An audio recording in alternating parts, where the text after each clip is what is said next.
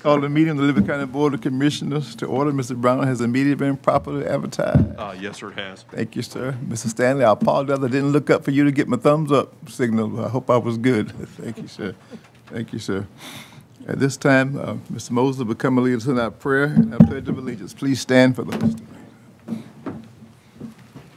Let us pray. Father God, we are so grateful and humble. We thank you for your bountiful blessings. We just invoke your presence tonight. Give this deliberative body the insight and foresight, Father God, that they need to transact the business of this community. We thank you and we pray for those who are going through the COVID-19 crisis, Father God. We pray that you would mitigate it and help us to ease the pressure for those who are suffering here in Liberty County and all throughout the country. Now, Father God, we thank you. For us in Christ's name we pray. Amen. Amen.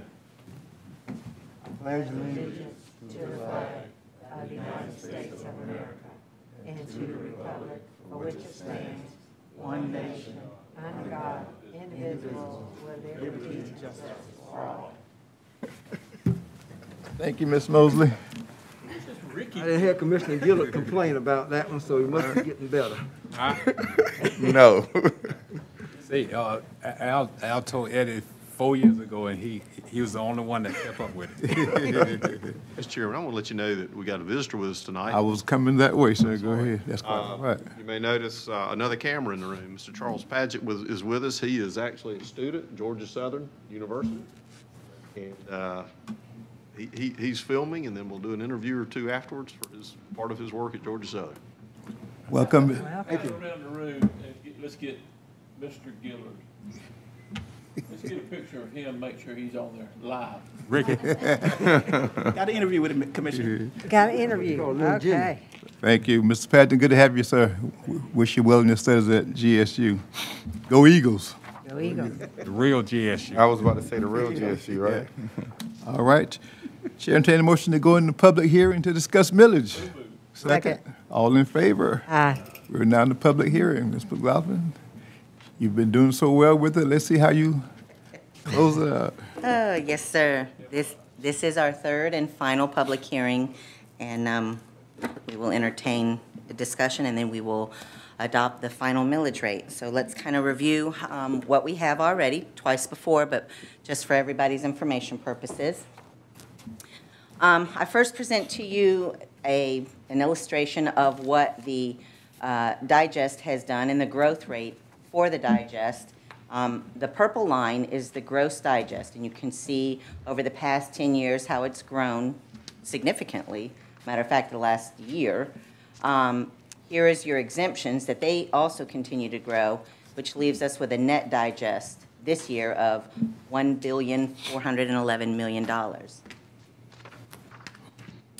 Want to talk about those exemptions. As you see, they've continued to grow over the last 3 years in the 6 or 7% range, and they are a challenge. We are an exempt-rich county. We've discussed this before.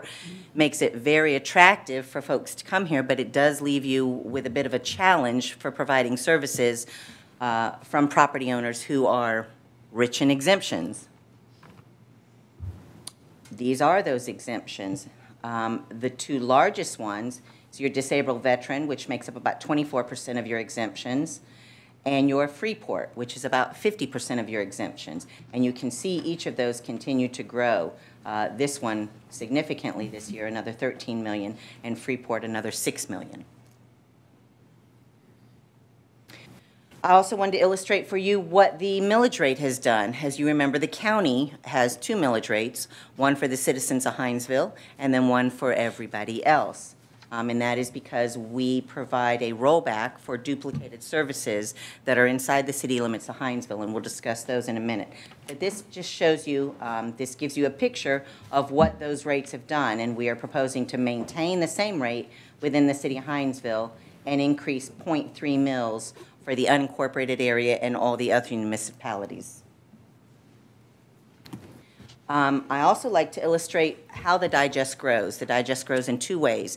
Reassessed growth, which is your property has been reassessed. It either has been reassessed for values around your area or because you've actually increased your property in some sort of way, added on to it or done some changes. The green represents the real growth, and the yellow represents the reassessed growth. And as you remember, some of you were still here, back in 2015 when we were hit so hard with a negative reassessed growth, that year we actually had a net decrease in our digest from 14 to 15 because of this. Since then, though, we've recouped and recovered, and each year we're getting a little bit more reassessed growth. But I love seeing the real growth. That's a wonderful thing, because that means the current property owners are getting a little bit of relief because there's new properties now on the digest able to be taxed. As I said, we roll back a portion of our millage rate for those citizens who live inside the city limits of Hinesville. Those citizens, there are what we call duplicated services. So if you live inside the city limits of Hinesville, the city of Hinesville contributes to the library, and so does the county. The city of Hinesville contributes to the Chamber of Commerce, and so does the county. So if you live inside the city limits of Hinesville, you should not have to pay for those services twice. So we've identified those duplicated services and produced a millage rate equal to those specific services. And here are those services that we roll back for. All of these services, City of Hinesville also provides, as well as the county. This slide has a lot of information on how we identify how much revenue we're going to get, what our budget is going to be, and how we're going to collect that revenue. So collectively, these are the three pieces of your digest. Your unincorporated digest, your incorporated other is all of the municipalities with the exception of Hinesville, and then the city of Hinesville. So here, collectively, those amounts total $1,410,000,000 for a digest. If we apply the rates that we are proposing, 16.6 for both the unincorporated and all of the other cities, this is the revenue that we will generate. We apply the Hinesville rate, and here's the revenue we generate. Collectively, we will generate about $22.2 million. If we reduce that for a 97% collection rate, which is about what we've been doing, that will generate about $21.5 million. Over here is your budget. This has been revised to include some of those expenses that were not originally identified when you adopted your budget in June. So this has increased about $1.5 million for some various things. When we reduce that by all of your other revenues that you've got budgeted, to include the use of fund balance for the capital items and for the pension shortfall payment that you're going to have, and then any shortfall that will be identified through taking over EMS. We've identified for fund balance to cover that. So basically what you need to operate is $21.7 million. If we produce 21.5 at a 97% collection rate, we'll have a shortfall of about $235,000. In a $42 million budget, we feel that's very manageable. And as a matter of fact, if you look historically, we have achieved at least that much savings from year to year. So we feel pretty confident that we could cover that through savings, even if we don't make all of our revenues. We can cover that shortfall through savings. And if by chance the collection rate turns out to be 98%, that shortfall, I believe, drops to somewhere around $18,000. So we just feel like we could cover that shortfall. When you look at this year's proposed rate compared to what it was last year, and I'm just looking, this slide only looks at the county rates. So last year at 16.3, for a $150,000 home, you paid $978 in county taxes. In the city, that $150,000 home at 14.8, you paid $888. This year, if we bump that up to 16.6, which is what is proposed, you'll pay $996, which is an increase of $18. And again, this will remain zero. If nothing has happened, you've done no changes and your value of your property has not been reassessed, you'll see no change in your county taxes. When we look at it as a whole, because this was something Commissioner Walden wanted to see last year, is he wanted to see the total impact of all taxes. So up here, if you look at the unincorporated area and all of the other municipalities except Hinesville, on a $150,000 home, last year your collective rate was 38.501. Your property taxes were $2,300. This year, collectively, your rate will be 38.345. You see right here, the Board of Education actually reduced their millage rate. So you have a savings of $27 from the Board of Education. Thank you, Board of Education. So collectively, you still have a savings of $9. In the city of Hinesville, that same $150,000 home will actually have a savings of $27 from the Board of Education. The county taxes are not going up, nothing else is going up, so they're going to save $27. And that's all I have, unless somebody else has something specific or any questions, or this is a public hearing, so. Mr. Chair, Yes, sir. and I guess the board members up here probably tired of me preaching this, but I got to preach it one more time. Go back to the exemptions.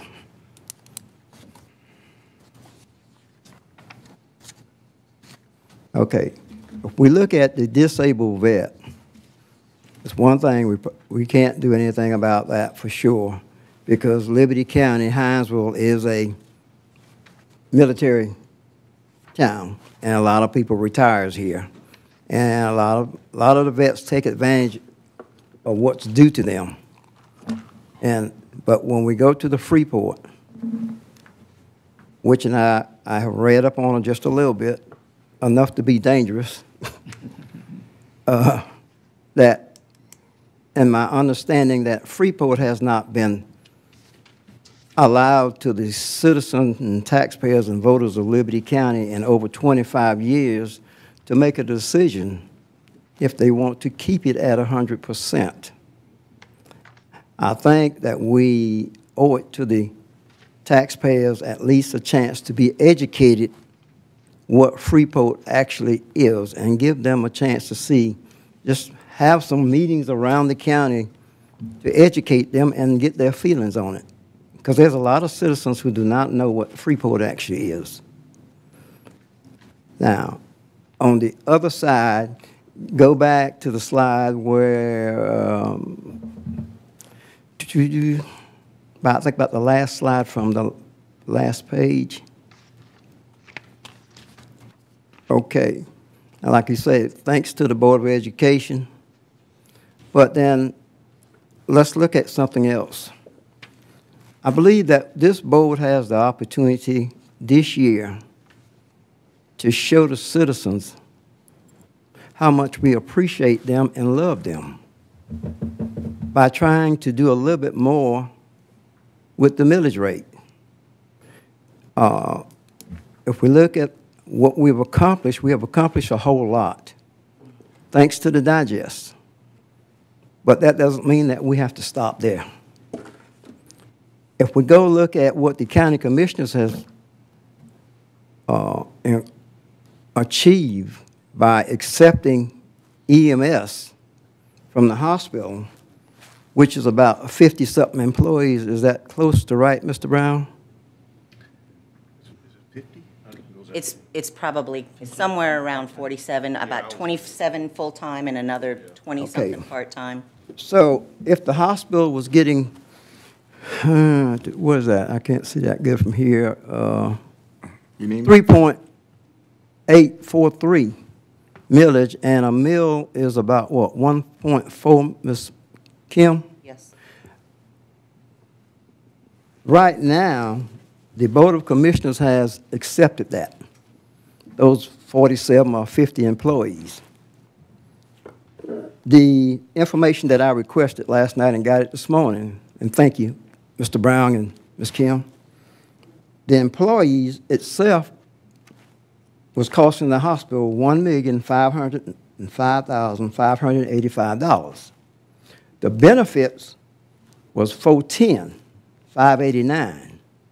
Comes to a total of $1,916,174. This is money now that the hospital does not have to pay. And since the county commissioners is taking over EMS, I believe that we can do the taxpayers a whole lot more better, since the hospital does not have to pay out this kind of money anymore and reduce their millage, since this Board of Commissioners has the authority to reduce their millage. I'm not for taking any that much away. We just want a little piece of the pie to help compensate for this $1.9 million. Now, earlier, I think I asked Mr. Brown, was the hospital getting any care money? Okay. I've done some digging around, and they are. Okay. The total amount, roughly, total amount of everything is going to be close between $9 million and somewhere around that figure.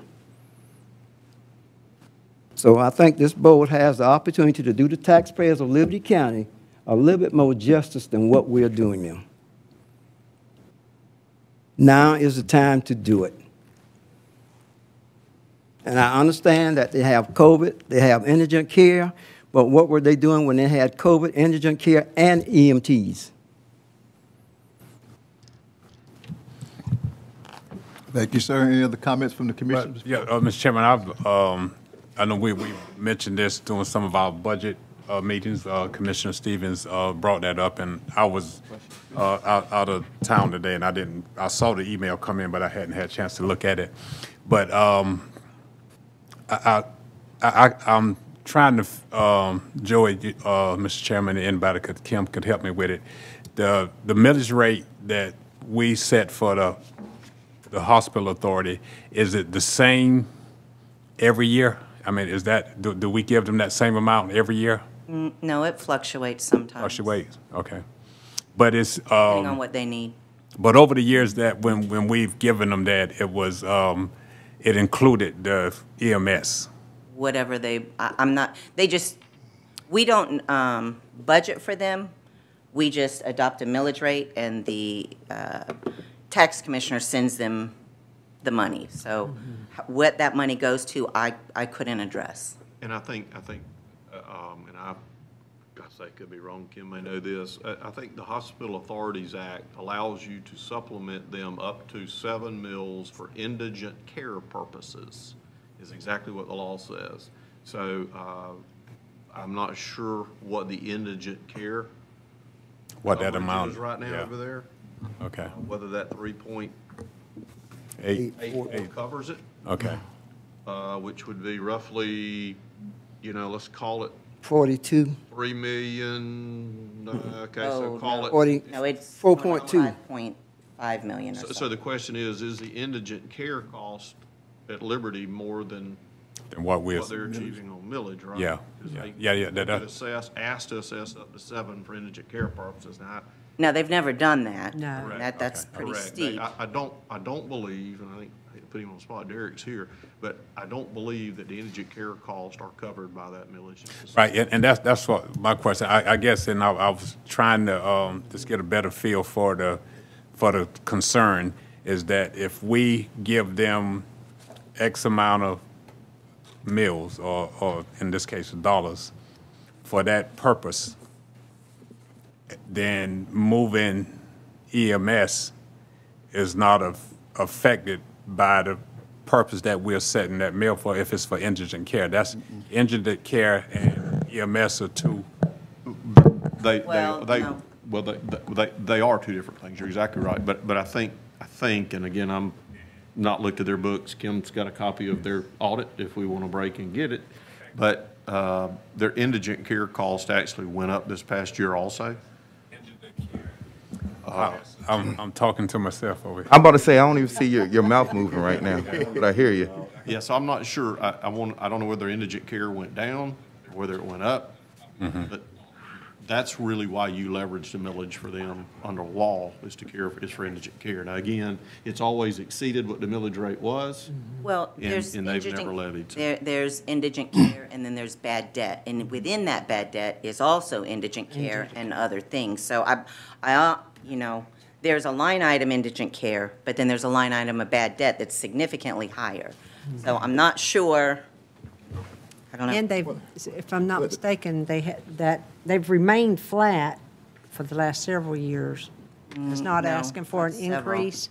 I guess, Or is this an increase from No, last year? this is staying the same. That's what I said. This is just staying the same. This is flat, I think it's been flat for at least the last 3 years. yeah. Mr. Rogers here, there can address the indigent care piece for us. Go pull it and see. Just to address the difference in indigent and bad debt. So we had over 2 million in indigent care. However, we have roughly 23 million in bad debt. Now, what the definition, I believe, says is it covers indigent poor. So what the definition of poor is, but a part of bad debt and applying for indigent is following through with, providing all the resources for us to qualify you for indigent. So you may be in bad debt and you may be qualified for indigent, but you do not do your personal part to follow through to be qualified, to be deemed qualified. So your amount remains in the 23 million. But you may have the rich as well that is in the 23 million. There's no way for us to pull out what additional in indigent is actually in that bad debt. So when you look at millage as a whole and indigent as a whole, yes, it is more than the indigent dollar of what's been classified legally and they have followed through with providing the information. Okay. All right, question. Mr. Chair. Oh, I'm sorry. 3 years, it can't. Okay, what's your name now? Eric Rozier, CFO. Okay. This will be the 4th year. What about We've been the same way for the last. the additional funds that you all have received from, like, the paycheck protection and CARES money? So that has went towards, And what amount was that? Just paycheck protection was around 4.5 what, million? million. Okay. And of course, that went towards salaries. That has been forgiven. However, the HHS funding has not been. It's a little over 5 million. That is still under review and not forgiven at this point. Oh, okay. Yes, sir. Stevens, your That's what I number was was saying. 1.9, did you say? 1.916. Okay, and Eric, Derek? so Derek? Derek. Sorry. And you may have, you probably wadded all that up in a figure that would take care of the circle of Liberty Regional. Hospital, indigent care, ambulance and all. I know everybody's got their own budget that's in there, but the dollars that you get covers that whole big ball of wax. That's So correct. if you were to lose the 1.9, as Commissioner Stevens is saying, and it has to come back to the county, then who would pay indigent care if you couldn't pay it? The county. Okay, so regardless, if we pay it, Kim or Joey, or they pay it, it'll be, if it comes back over here, you'll be the one saying, I've got to cut these checks for indigent care. Is that way it would go? How would that happen, Joey? I mean, if the hospital can't pay it, how would you pay the indigent care? You talking about if you billed us for indigent care? No. Well, I'm just saying, it should be provided by the county, right? Oh, yeah. It would just We mean, wouldn't- if they want to cover 100% of their indigent care, they would increase their millage rate to cover 100% of their indigent care, up to a legal rate of 7 mills. Okay. And that also covers our debt service, right, on the Right bonds? now, if you take the 1.9 out of the ambulance situation, EMS, and you put it back in under your organization, or the county's organization, that would put them short. So somewhere along the line, they would have to, if there's indigent care out there that they can't pay out of the budget that they've got, then they're gonna have to get money from us, right? I mean, you don't never know from one year to the next, you're hoping that you budgeted enough for indigent care. They would come back in and ask for an increase in the millage to take care of Cover indigent care, right? Cover it. That's how they would get Because it right now back, it's in right? their bad debt. So we'd be back at it again. Yeah, sir. We have increased our rate to cover the things that we are absorbing, our full-time firefighters taking on EMS. We've increased ours. They're wanting to just remain the same. I don't know, and I'm not sure how their structure is set up, if they specifically identify, you know, this is covered through millage, this is covered through millage. I'm not sure how they work it, but at the end of the day, relieving them of EMS helps them to just use what they have to cover other stuff, is the way I Yeah, believe I see it. Yeah. Well, and I do want to add that over the years of us maintaining EMS, so we always offset the expenses of EMS with the AR receipts collected off of the billings. So actually for month of September 2021, we're having to adjust off $3.5 million due to the loss of EMS that we've acquired over the years. So that is hitting our books this year as well. I really didn't even want to get into that. Well, Hitting our books. Mr. Chair, Mr. Chair, you said you are looking at a loss from EMS? Over the years of maintaining EMS on our books. Okay, so that means that loss, that same, and the EMS is not a money-making. No, it's not. It's not. Okay, so that means that loss now is going to come over to the county commissioners, and now we're going to have to absorb it Going forward. going forward, Going forward. right? Yes. If we have a loss, The You only, know, the do you only. remember Go. how we had solid waste assessment collectively over several years? The solid waste Waste. fund owed the general fund. Right. Every year, the general fund just kind of carried it, but there was this receivable, this due from solid waste that continued to grow that we could never get back. And that's why we implemented the solid waste assessment. Now, we never fully wrote that off. That's still sitting there. And I mean, technically, you could definitely call it a bad debt, because it's been there for 20-plus years. But it's a bad debt we just haven't written off, because it's a huge hit to us financially. But what he's saying is, they have collectively, over the years, built up this bad debt because EMS could never sustain itself.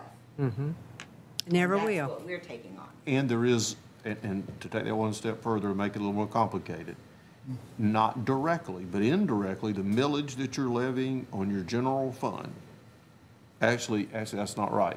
The fee that you're paying on your solid waste fund slowly is helping to pay that back. So we're getting paid back for that, albeit slowly, Very slowly. very slowly, over the time, but we are attempting to try to collect it back, so, you know, to do that. Without The- burdening the current Yes, taxpayers all yes. at once. The only other thing that is a consideration, I think you said it, was that the board is obligated, albeit not at once, to ensure that the debt on the facility, the bonds, are paid. That's actually, it's backed by the commission to do that. So it's a combination of that and indigent care that primarily you're responsible for. All right, Mr. Chair. Yes, sir. Just a few questions as well. I know when I first got on this board, it was during the time when President Obama was really pushing for the Affordable Care Act. And I know that was a issue from the federal level down to the certain states decided not to receive the money that would benefit everyone across the board, black, white, female, male, everyone. And we had that discussion then about the impact that it will have on local governments, from the hospitals. And one thing, and I know you know this as well, there's not a lot of rural technical hospitals that a county even have a millage rate set for them. And if you've noticed throughout the years, how many hospitals have closed their doors because of lack of funding, And that's always been something that I've been passionate about, being able to have the opportunity to serve our citizens with great health care. You know, as much as we want to move forward as a community, there are certain things that you have to have. And I've always looked at healthcare as a part of infrastructure. Dealing with the indigent care, have you seen increase or decrease in the indigent care billing since, I guess, let's say, Since ACA. Right. So it actually went down, but the reason it went down is because, so there was that additional coverage. However, the higher deductible plans, these individuals can no longer pay, they can't meet their deductible. Right. So until they meet their deductible, the insurances do not pay us anything. So that's why it shifted from decrease in indigent, but an increase in bad debt. So now, you know, you no longer qualify for indigent because you have an ACA plan. Right. But you can't meet the deductible, so therefore we still go, you know, unreimbursed.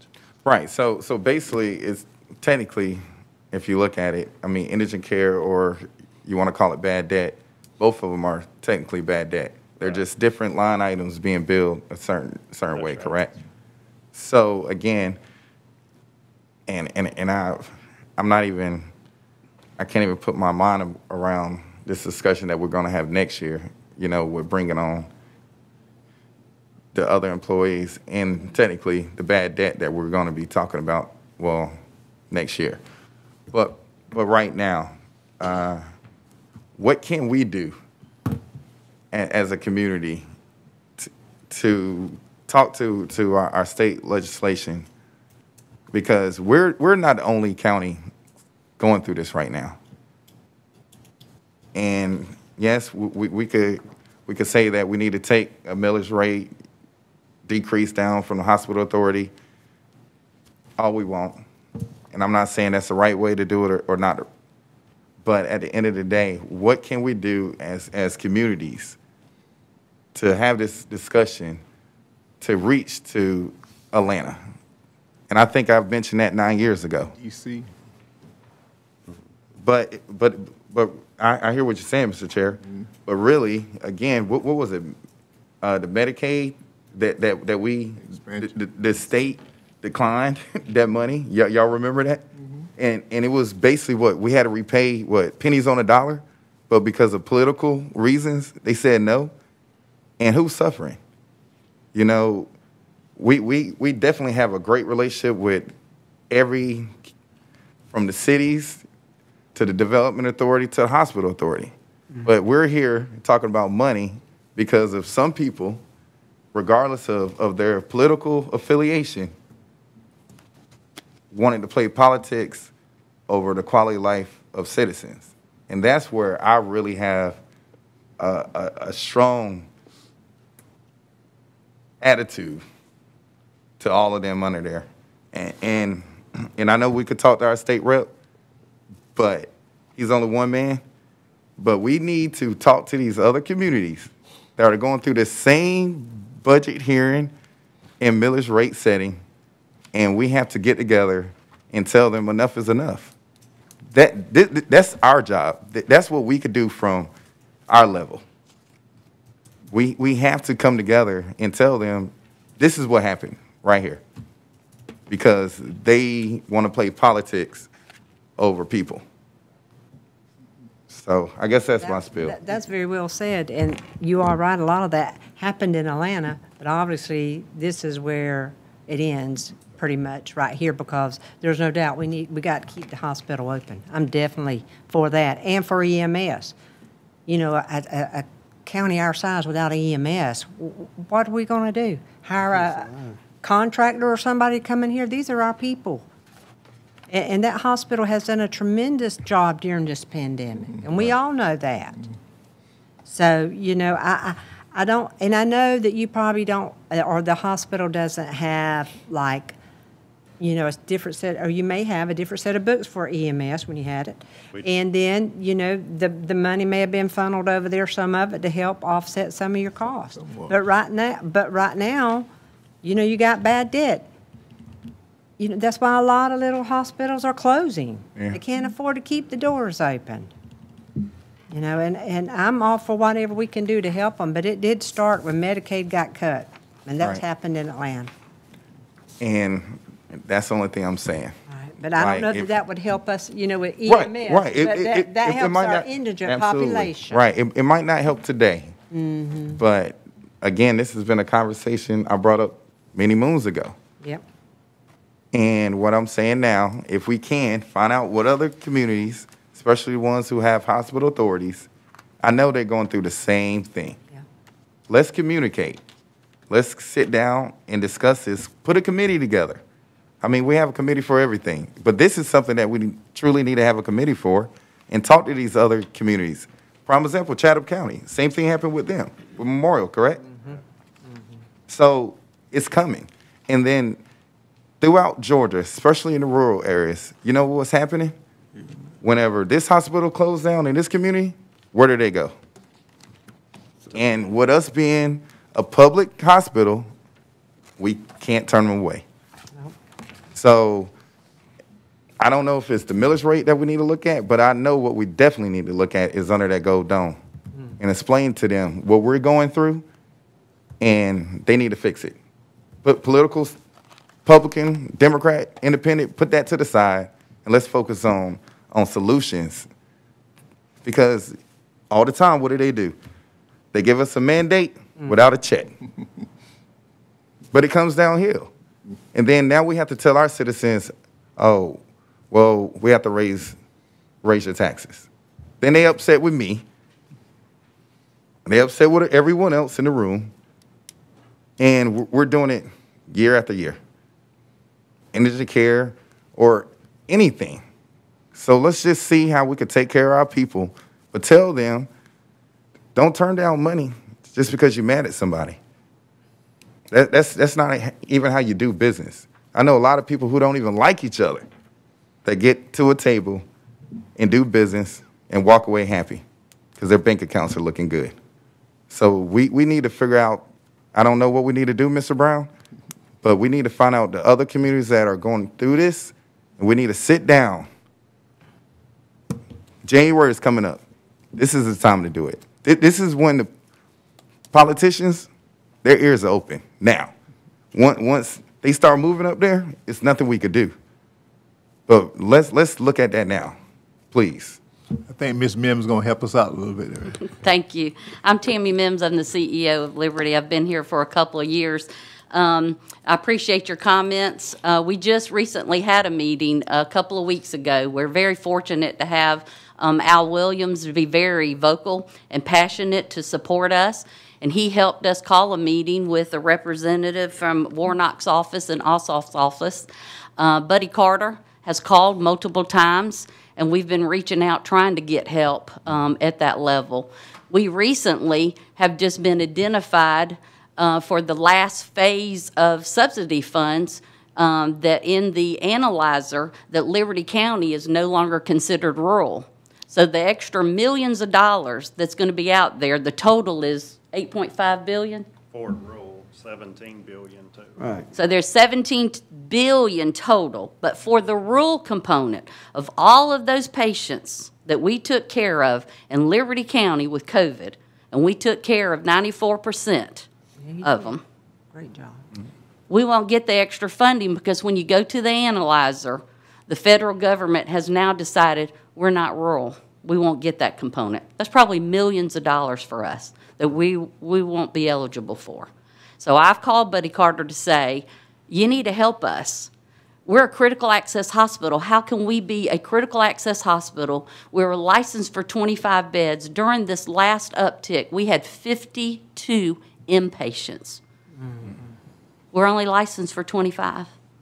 That's not counting the outpatients. We had patients on cots, laying in the halls, running out of heart monitors, running out of oxygen. We had no beds. And we're not rural. So we've made the phone calls. I have a CEO phone call twice a week to say, what are you doing? What's working? There's not a hospital that I'm aware of, and we just left a conference to come here for this meeting. There's not a hospital that's not going to their county asking for help and asking for an increase because they can't make it. Most of them are already shutting down services. You can look across the board. We're one of 2 critical access hospitals in the state of Georgia that still deliver babies. Everybody else got out of the business. Now medium-sized hospitals are getting out of it as well. It's too costly. And they're telling their citizens, you'll have to drive an hour for that service because they can't afford it. We have chosen to continue doing those services that our community needs. We have Dr. Vorkway. He delivers 30 babies a month. Do we want to ask those 30 ladies to go somewhere else and possibly not get prenatal care and have even a worse maternal mortality rate for Georgia, which is we're the worst that's out there? So I think, you know, would the Medicaid expansion help? Absolutely. They don't even want, when we go to the Capitol, they don't even want us to put those 2 words, you know, together, Medicaid expansion. Now, you can call it something else and pretty it up and maybe get to the same discussion, right. But it's like off limits, absolutely. So, you know, I agree. We've got to have conversations. Georgia was the 3rd highest state in the country for hospitals closing since 2010. Absolutely. And it's for a lot of these reasons. We have gained a lot of efficiencies over the couple of years since I've been here. When I first came, we had 6 days cash on hand. That meant we could pay our bills for 6 days if no other money came in. Today, we're a lot better off because we've made some improvements and done some of the things that, you know, to be creative and to just be more efficient. Now, on the other hand, being a critical access hospital, you'll get hit and you'll have to have a payback. And we've had a huge payback because the government doesn't reward you for efficiencies. And we can have another conversation on that another day. It's pure politics, but it is what it is. So I feel very sensitive in not asking for funds that we don't need. However, the overall, looking at EMS on a monthly basis, when I first came in, I kept asking, when will we reconcile? Because most people that manage their EMS for the county, there's a quarterly reconciliation from the expenses minus the receipts, and then it's paid. And we didn't have that, and we haven't done it for years. I think it was 2008, Joe, or something? Or When it went over? Yeah. It was like Oh, no. 90 in the 90-something? Okay. in the 90s. Oh, quite a while. We started doing different paperworks and all since, you know, a period of time. So I don't know that anyone's ever considered the millage was in consideration for the payment of EMS. There was never really an agreement, and there was no reconciliation. So, but whether, you know, one hand gets it or the other, as I talked to Joey, we are one, because we have not done things in our hospital as far as maintenance, and there's millions of dollars in that building that needs to be done, and for the last several years, they haven't been able to afford to do it. And we have put a Band-Aid on a Band-Aid on a Band-Aid until the Band-Aids are popping off. And when you have buckets collecting water, you know, from the last rains that we've had, and pipes, anybody that's walked through the hospital has seen them, the ceiling tiles being wet. You know, we're going to have to put some major funds into when you don't maintain something, the Band-Aids only last for so long. So whether we, you know, keep maintaining of what we got or come back with our hands open to say, hey, here's the huge list. What do we want to chip away at it? We just keep doing it day by day by day. You know, in the meeting that we were just in, everybody's preparing for another uptick. And what we've been through for 6 weeks of having some employees work for 18 days, some work 21 days without a day off to take care of our community, they said it'll come again probably in January. We're already seeing flu. We see, you know, a lot of people going to major things, not vaccinated. Everybody has known somebody that's had it or even passed away, which has been very unfortunate. But, you know, January's coming, you're right. And, you know, I'm not quite sure how we'll weather it again. We're trying to prepare as best as we can for it. But you're right, we don't turn anybody away.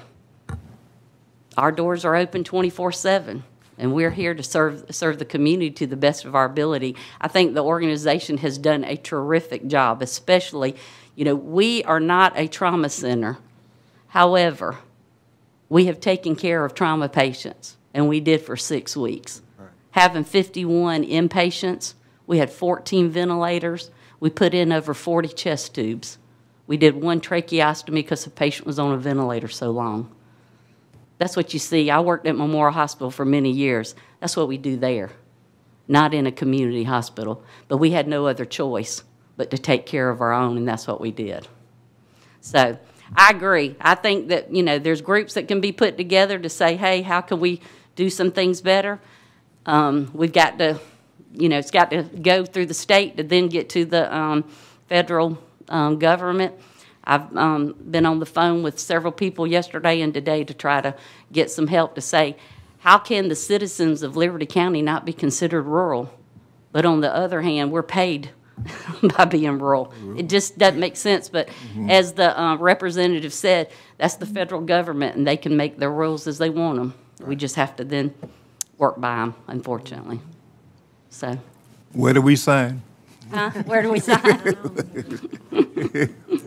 Well, and you asked one thing, you know, when we look at our market share, we have over 72% of the business that we perform here in our community leave our community and go to other hospitals.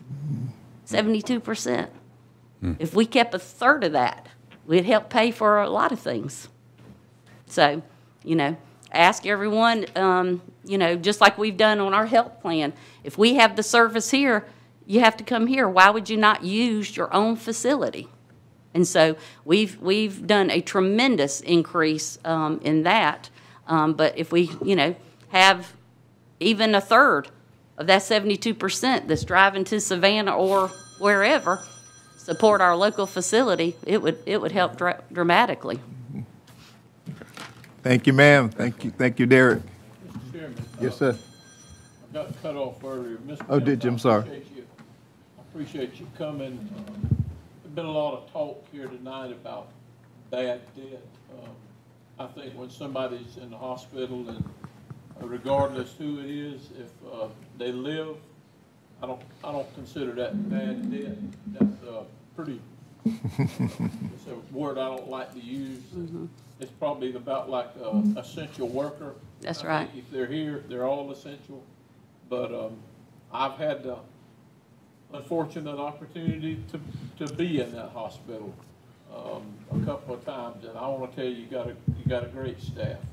Commissioner Stevens has brought up some good points, but he and I have been on this board a long time, along with some of the other ones. We paved roads of over $1.9 million, and we've paved them again, and we'll pave them again. So once it's done one time, we know I can carry you to the road that's been paved 3 times, well over $1 million. The easiest thing for us to done is left it dirt. But I don't think that's the answer. That's the easiest thing to do. So I don't have a problem with what you've got here. I know Commissioner Stevens had addressed it. Commissioner Frazier talking about us going to Atlanta.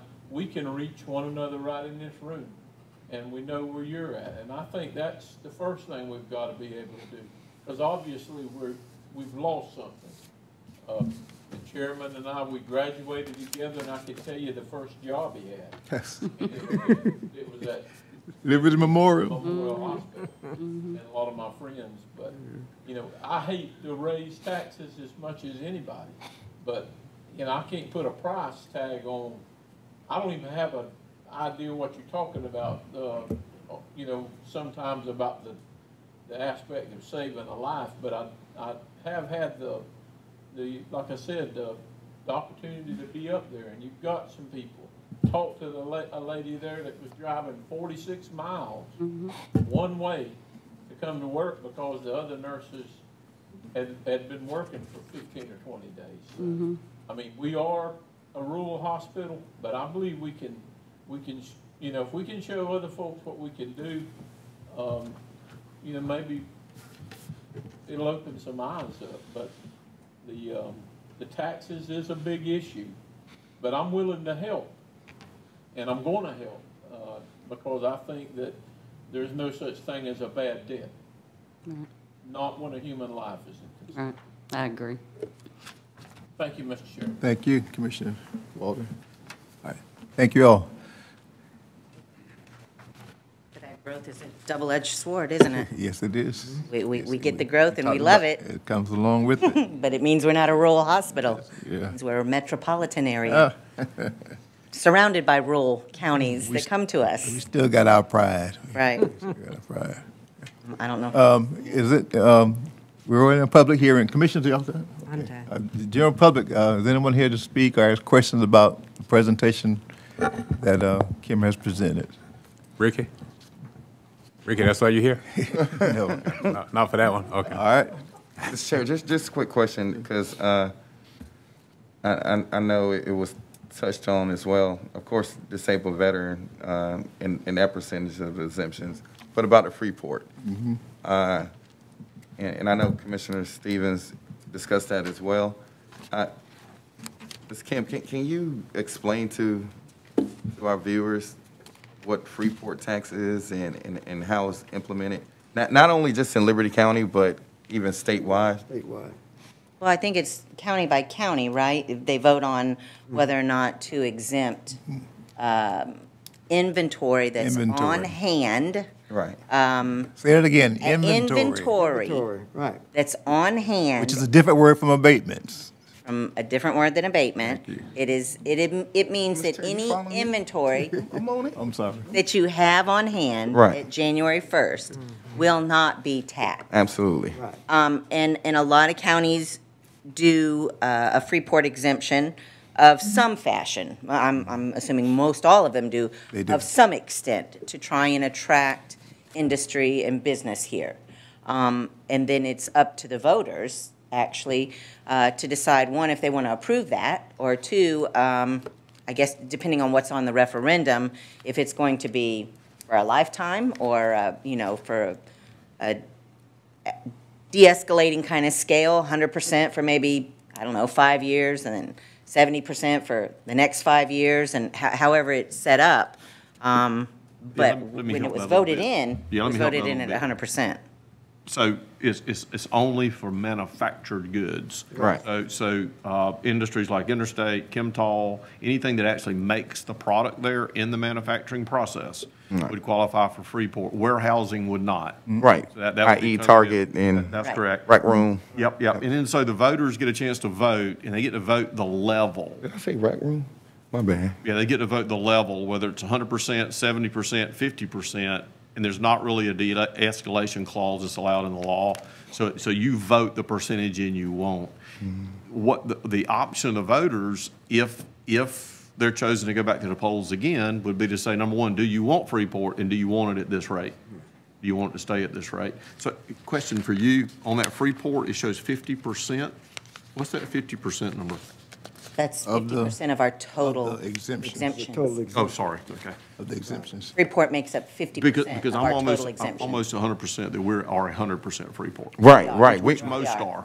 And that's what I was getting to, Mr. Brown. Most competitive counties throughout Georgia, and like I said, I haven't looked at those numbers, you know, recently, but I know the last time I did look, out of the 159 counties, it was 161 of them that probably had some type of Freeport. It was a joke. It was a joke, right? I said 159, but the 161. majority. The majority of counties have some type of Freeport, or less it's a smaller community with no industry. No industry. No industries. Right. So, How many? right, I mean, right, Loudoun County. right. But I think they even have it set up, and they're still having difficulties recruiting industry. And that's the thing now that we really have to understand and really be careful about, because we are truly blessed for a community our size that have the type of industries that we do have. Now, Freeport, exemptions, tax abatements, that's two different things. You know, I might say that we might need to look into that side, but I just know, especially speaking to the other commissioners throughout the state, if we have no type of Freeport, we have no industry. We don't. I can almost guarantee you that, because especially now that it's so competitive. You know, even our development authority, which I know our chairman sits on, it's sometimes when we throw the house and the kitchen sink at them, and guess what? Someone throws the house, the kitchen sink, and they give them a dog, and then they go for the dog. So it's so competitive out here that we really have to make sure that, I understand with the taxes, but if we lose industry, then taxes don't go up even more. So we just have to make sure that we have some type of strategic plan on how we move forward with this, and just be careful at which direction we go. Thank you, sir. All right. Okay, everybody's good? Chair, entertain a motion to come out of public hearing, back in the regular session? So move. Second? Second. All in favor, raise your right hand. All right. Back in the regular session, if you would continue, please, Ms. McLaughlin. Okay, so now what I have for you are 3 resolutions to actually adopt the millage rate. I have to read them for the record. I'll start with the unincorporated, and then the incorporated combined other, and then the Hinesville rate. To pay the expense of administration of county government, to pay principal and interest on debt, to build and repair public buildings and bridges, to pay the expense of courts, the maintenance of support of prisoners, and to pay sheriffs, coroner, and for litigation, to build and maintain a system of county roads, for public health purposes and for the collection and preservation of public records and vital statistics, to provide for payment of old age assistance and aged persons in need, and for payment of assistance to needy blind and to dependent children and other welfare benefits consistent with the laws as created by the General Assembly, to provide for fire protection of forest lands and for the further conservation of natural resources, to provide medical or other care and hospitalization for the indigent, sick, to acquire, improve, and maintain public facilities, to provide for workers' compensation and retirement or pension funds for officers and employees, to provide reasonable reserve for public improvements. The mill rate for all of the above is 16.6. For the school board, 15.902. For the hospital authority, 3.843. For the industrial authority, 2.0. For a total mill rate for all purpose, 38.345. It is ordered that the above and foregoing levy for the year 2021 in the amount of 38.345 mills be spread upon the minutes of the board and be published as required by law this 21st day of October 2021. Mr. Chairman? Chair, Yes, sir. just one question for clarity. If we wanted to change any millage, Ms. Kim, Mr. Brown, when can that be interjected, or can it be at all? Right now. If you wanted to make a motion. Not to, I guess, accept this and do something else? Right. Is that what you're saying? Right. Right, I'm just, It would be now, right? Yes. And I think you know, I mean, I don't think it's really part of your question. The only 2 that you could affect would be yours or the hospital rate. Right. The development What was that, authority is Mr. set by law. I'm sorry. The only 2 that you could affect would be, would be hospital and board of commissioners. okay, Yes, sir. okay. Somebody else called my attention? All right. Okay, Chair, entertain a motion. Yes, sir. Mr. Chairman, I make a motion we approve the 2021 tax levy resolution for the unincorporated Liberty County. Do I need to? 38.345. Yes, sir. Is That's there- my motion. Is there a second? Second. Motion second, we approve the 38.345 unincorporated Liberty County as presented. Any further discussion? All in favor, will let it be known by raising their right hand, please. Those opposed? One. All right, motion passes. All right. Okay, this is now for the 2021 tax levy for the incorporated combined other, which is all of the municipalities in Liberty County with the exception of Hinesville. To pay the expense of administration of county government, to pay principal and interest on debt, to build and repair public buildings and bridges, to pay the expense of courts, the maintenance and support of prisoners, to pay sheriffs, coroner, and for litigation, to build and maintain a system of county roads for public health purposes and for the collection and preservation of public records and vital statistics, to provide for payments of old age assistance to aged persons in need, and for payment of assistance to needy blind and to dependent children and other welfare benefits consistent with the laws as created by the General Assembly, to provide for fire protection of forest lands and for the further conservation of natural resources, to provide medical or other care and hospitalization for the indigent sick, to acquire, improve, and maintain public facilities, to provide for workers' compensation and retirement or pension funds for officers and employees, to provide reasonable reserves for public improvements. The mill rate for all above, 16.6. For the school board, 15.902. The hospital authority, 3.843. The industrial authority, 2.0. The mill rate for all above is 38.345. It is ordered that the above and foregoing levy for the year 2021 in the amount of 38.345 mills be spread upon the minutes of the board and be published as required by law this 21st day of October 2021. Chair, entertain a motion. So moved, Mr. Chairman. Is there a second? Second. Motion and second, we approve the 38.345 mills presentation for incorporated and combined other in Liberty County, Georgia. Any further discussion? All in favor will let it be known by raising their right hand, please. Those opposed? One opposed? Okay. Thank you. Next, Okay. please. Your final one, this is for the tax levy for the incorporated area of Hinesville. To pay the expense of administration of county government, to pay the principal and interest on debt, to build and repair public buildings and bridges, to pay the expense of courts, the maintenance and support of prisoners, and to pay sheriffs, coroner, and for litigation, to build and maintain a system of county roads, for public health purposes and for the collection and preservation of public records and vital statistics, to provide for payments of old age assistance to aged persons in need and for payment of assistance to needy blind and to dependent children and other welfare benefits consistent with the laws as created by the General Assembly, to provide for fire protection of forest lands and for the further conservation of natural resources, to provide medical or other care and hospitalization for the indigent sick, to acquire, improve, and maintain public facilities, to provide for workers' compensation and retirement or pension funds for officers and employees, to provide reasonable reserve for public improvements. The mill rate for all above, 14.8. The school board, 15.902. The hospital authority, 3.843. Industrial authority, 2.0. Total mill rate for all purpose, 36.545.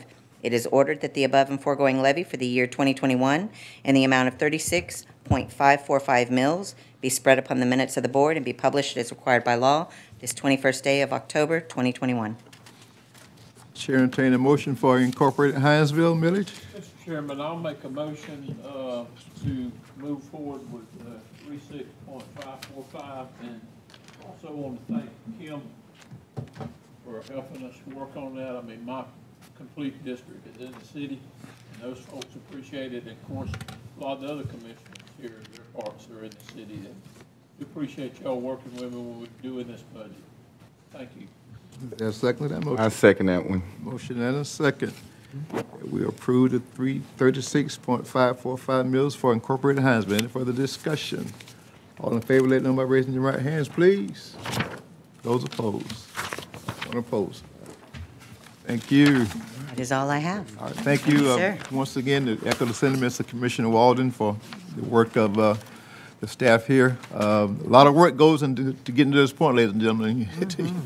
It's not an easy or speedy process. It's a very thorough process, but we try to be good stewards of taxpayers' money, and we look forward to serving well. And we promise you that I don't know a governmental official. I guess I need to be Liberty County specific in Liberty County that would find pleasure in raising taxes. No one does. No one does. But we certainly know that there are services we have to cover, that we have to provide, that the citizens need, deserve, and must have. So we look forward to doing that as good stewards of our county exit. And I believe everybody got bruised up a little bit over it, but the public and us. Yeah. But nothing wasn't an option. Yes, sir. That's exactly right. Thank you, sir. All right, moving right on. Mr. Chairman, we need to come out of public hearing. Yeah, we did. We did. We did. Before we voted, we did. Thank you, sir. Department reports. HAMPO, Mr. Ricketson. Transportation update. Good evening, Chairman Levitt, members of the commission. Good evening, sir. I am here tonight with another reminder that Liberty County is no longer a rural county. Give you an update on the Hinesville. You heard that, Commissioner Frazier? I hear it. Metropolitan Planning Organization. This is the Metropolitan Planning Organizations is the format that the federal government has provided for urbanized areas like Liberty County and Hinesville to do transportation planning. If you're not an urbanized area, GDOT or whichever state you're in, the highway department does your planning for you. But for urbanized areas, they have a process where the local officials can get together and do some of their own transportation planning and assign their own priorities. I'm going to go through just a sort of a brief summary of what we've been doing at HAMPO.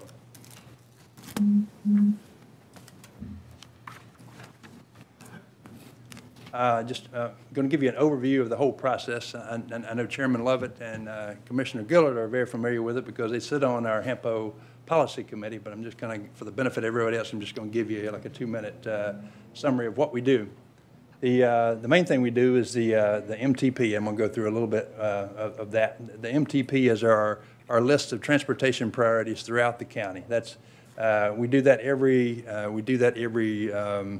5 years, and we've been in a metropolitan area for the last 20 years. So we're just beginning our fourth one of these transportation plans. That's the most important thing that we do. And then TIP is how we get from the things that we want to do, our wish list, to our work program, things that get funded by GDOT. So our goal is to get all of our projects that we want to see into that TIP. And then I'm going to go through some of these other things that we do as well. So I'll start out with the federal transportation legislation. That's where we get the money to do what we do, and that's actually what funds a lot of our projects. The metropolitan planning areas have been around since the 60s. And of course, we've only been a part of that group since 2000. But we get funded by, you may have heard of some of these. It goes back to the 1990s. You see Herbert Walker Bush there signing the first ICE-T. You may have heard of ICE-T. That was a big transportation program. And then they followed it up about 7 years later with T. And then under W, we had the Safe T-Loo, and that was another big funding project. We had a couple of those under Obama. One was called MAP 21, and then we had a Fast Act program. And then today, we have another one. Again, about 6 or 7 years later, we have Mr. Biden and this administration trying to push through what's called HR 3684, which is, I think, I looked this morning, it's in the trillions now. So the numbers keep getting bigger, as does the cost of providing transportation. So that's just kind of overview of where the money comes from. Our background of Liberty County, we were designated in 2000 as an urbanized area. You can see all the other urbanized areas around the state, and of course Atlanta being the big one, but you can see that we fall in line with all the other smaller MPOs around the state. So we're adjacent here to Savannah MPO. Our MPO is federally designated because we're an urbanized area. We exist through an MOU signed by you and the other cities within Liberty County and GDOT, and the LCPC is the fiscal agent for you in the metropolitan transportation arrangement, just like we are with your planning and zoning. We have this structure. I'll kind of go through that just to kind of show you how everything flows. You've got a Citizens Advisory Committee. You got 3 members on that. You got Mr. Joe Kelly, Mr. Ernest Brown, and Troy Cook. Those are your 3 appointed citizen members of that committee. On your technical committee, you got your county administrator, Mr. Brown, and your county engineer, Mr. Long, that serve on that technical committee. And then, of course, you have our staff.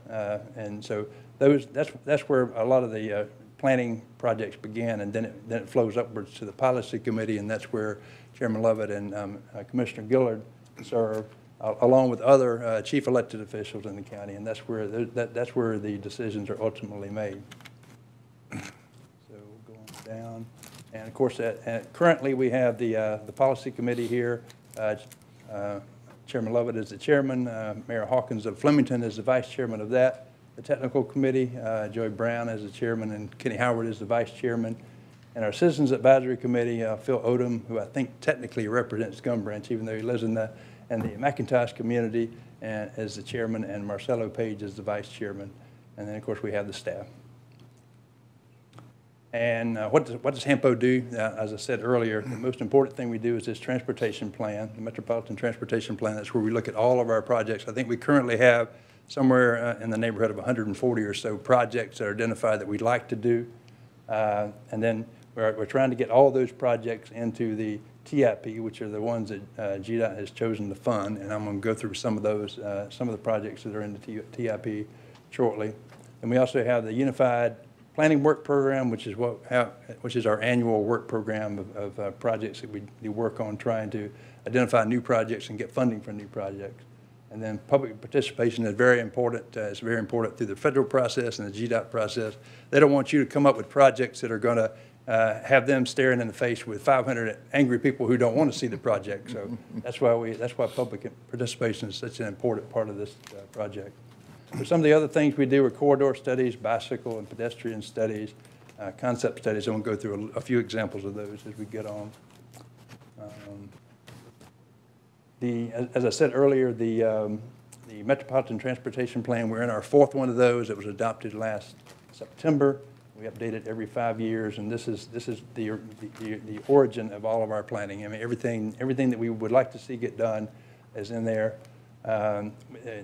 What we have to do is constrain the projects. We have to take all the money we think we're going to get over the next 5 years, which is $220 million. No, I'm sorry, over the next 25 years, because it's a long-range plan. We're expecting $220 million over the next 25 years, and we kind of have to decide what we can fund with that. So the top 41 are the ones that are in the constrained plan, but then we got a bigger plan. The other 100 projects that didn't make it into that, and that results in $1.7 billion worth of projects overall that we think we need. And when you think in terms of the federal budget and the trillions of dollars, that doesn't seem like much, but that is a big number for Liberty County. So this is just a snapshot of one of the first pages of our Metropolitan Transportation Plan that just shows in a bird's eye view where all of our major priorities are. I'll just kind of go through some of them. You can see there's the Hinesville bypass that we've been trying to get built for the last 50 years. And then that's the first leg of it, and that's in our long-range plan. It's also in our TIP because we're on the way, working on the way of getting that built. And then we've got some other projects like you can't see here in the detail, but the median along Highway 84 going through Hinesville is another project, and I'm going to show you some more when we get to a more detailed map. The short-range project, the TIP is our short-range stuff that we expect to see funded over the next 4 years. And that includes things like preliminary engineering, which your freight bypass has been in preliminary engineering for a long time. It's currently in right-of-way acquisition, and of course, I think shortly, in the next couple of years, we're going to be in the utility relocation and construction side of that. So these are some of the top projects that are currently in your TIP project. That means they're funded. That means they're going to happen. The Taylor's Creek Bridge, which is the bridge going out of the backside of Fort Stewart toward Pembroke up in this area, that's a $3.9 million project that's been funded by GDOT, and will be under construction in the near future. The Peacock Creek Bridge, which is on over here near Lewis Fraser and where Lewis Fraser and Bill Carter Road come together. That's a $2.9 million bridge that's going to be provided by GDOT. The 84 Freight Connector, which we just discussed, I think the current price tag on that's about $30,912,000, and that's going to be under construction within the next couple of years. We got two lump sum projects. One is the median project, which is the medians that are going to be installed in the Hinesville area from Flowers Drive to Patriots Trail. And that's, we don't have a number on that yet. GDOT's still in the design phase on that, but that has been, they have committed to doing that, and I expect that will be done in the next 5 years. The Flemington Curve Safety Project, which is a traffic signal, and we've been working on that for 10 years, because I've been here for 10 years, and we started that when I got here, and we're still working on trying to get a traffic signal. I do know that the amount on that one is about $1.6 million. It's under contract, and people are getting impatient with it, but it is under contract, and GDOT says it'll start any day now, and that's the only thing I can get out of them at this point. And then we've got the I-95 Intelligent Transportation System project, and that's a statewide project, but we do have a good portion of I-95 in our county, and that's $4.3 million, and that's the beginning of automated freight type movement. They're putting some electronics along the I-95 corridor throughout the East Coast, but that's just, it's going to help them with congestion management, but the long-term goal is to provide for a network for autonomous vehicles. So we're getting pretty sophisticated with our transportation planning in the state. So, Mr. Chairman Hackler, are those already in prioritized order, or just whenever GDOT lets? These are not in any prioritized order. They're just, they're all in the TIP, which means they are funded over the next 4 years. They will be funded over the next 4, okay? But the Flemington Curve should be let anytime. It's already let. It's under contract, and Under it contract. it should be turning dirt any day. Okay. Any day 6 months ago. Okay, in our lifetime. So a big project that we have going on. We had asked them, Commissioner, we really kind of had hopes they may have gotten started during the summer when school was out, at least, so that we try to alleviate the bottleneck because of the trafficking. But as you can see, it didn't happen, so. Well, they did commit to us that they're going to work on nights and weekends, so they're not going to be out there working when all the traffic backs up at 5 o'clock in the afternoon. So that's at least some comfort on that. Another big project that we've just gotten funded recently, we've gotten a $160,000 federal grant to do an E.G. Miles corridor study from General Scriven all the way out to 15th Street to look at the whole corridor, because it's an area that's got, depending on where you are, you got different kinds of problems. Like this first leg up here from Scriven over to Veterans Parkway, we've got this 4-lane road with no center turn lane. We have a lot of rear-end collisions there. So, and we also have a lot of development pressure here. We've got the 20-acre Ashmore property there that's been approved for a nursing home, and that's going to create some impact. We've got a guy who wants to do an apartment complex over here across from the ESG City Public Works Complex. The Housing Authority wants to redo their apartments over there in that area. So we've got a lot of development pressure in this area, and we certainly need to get the road right before we continue down the path of seeing that develop.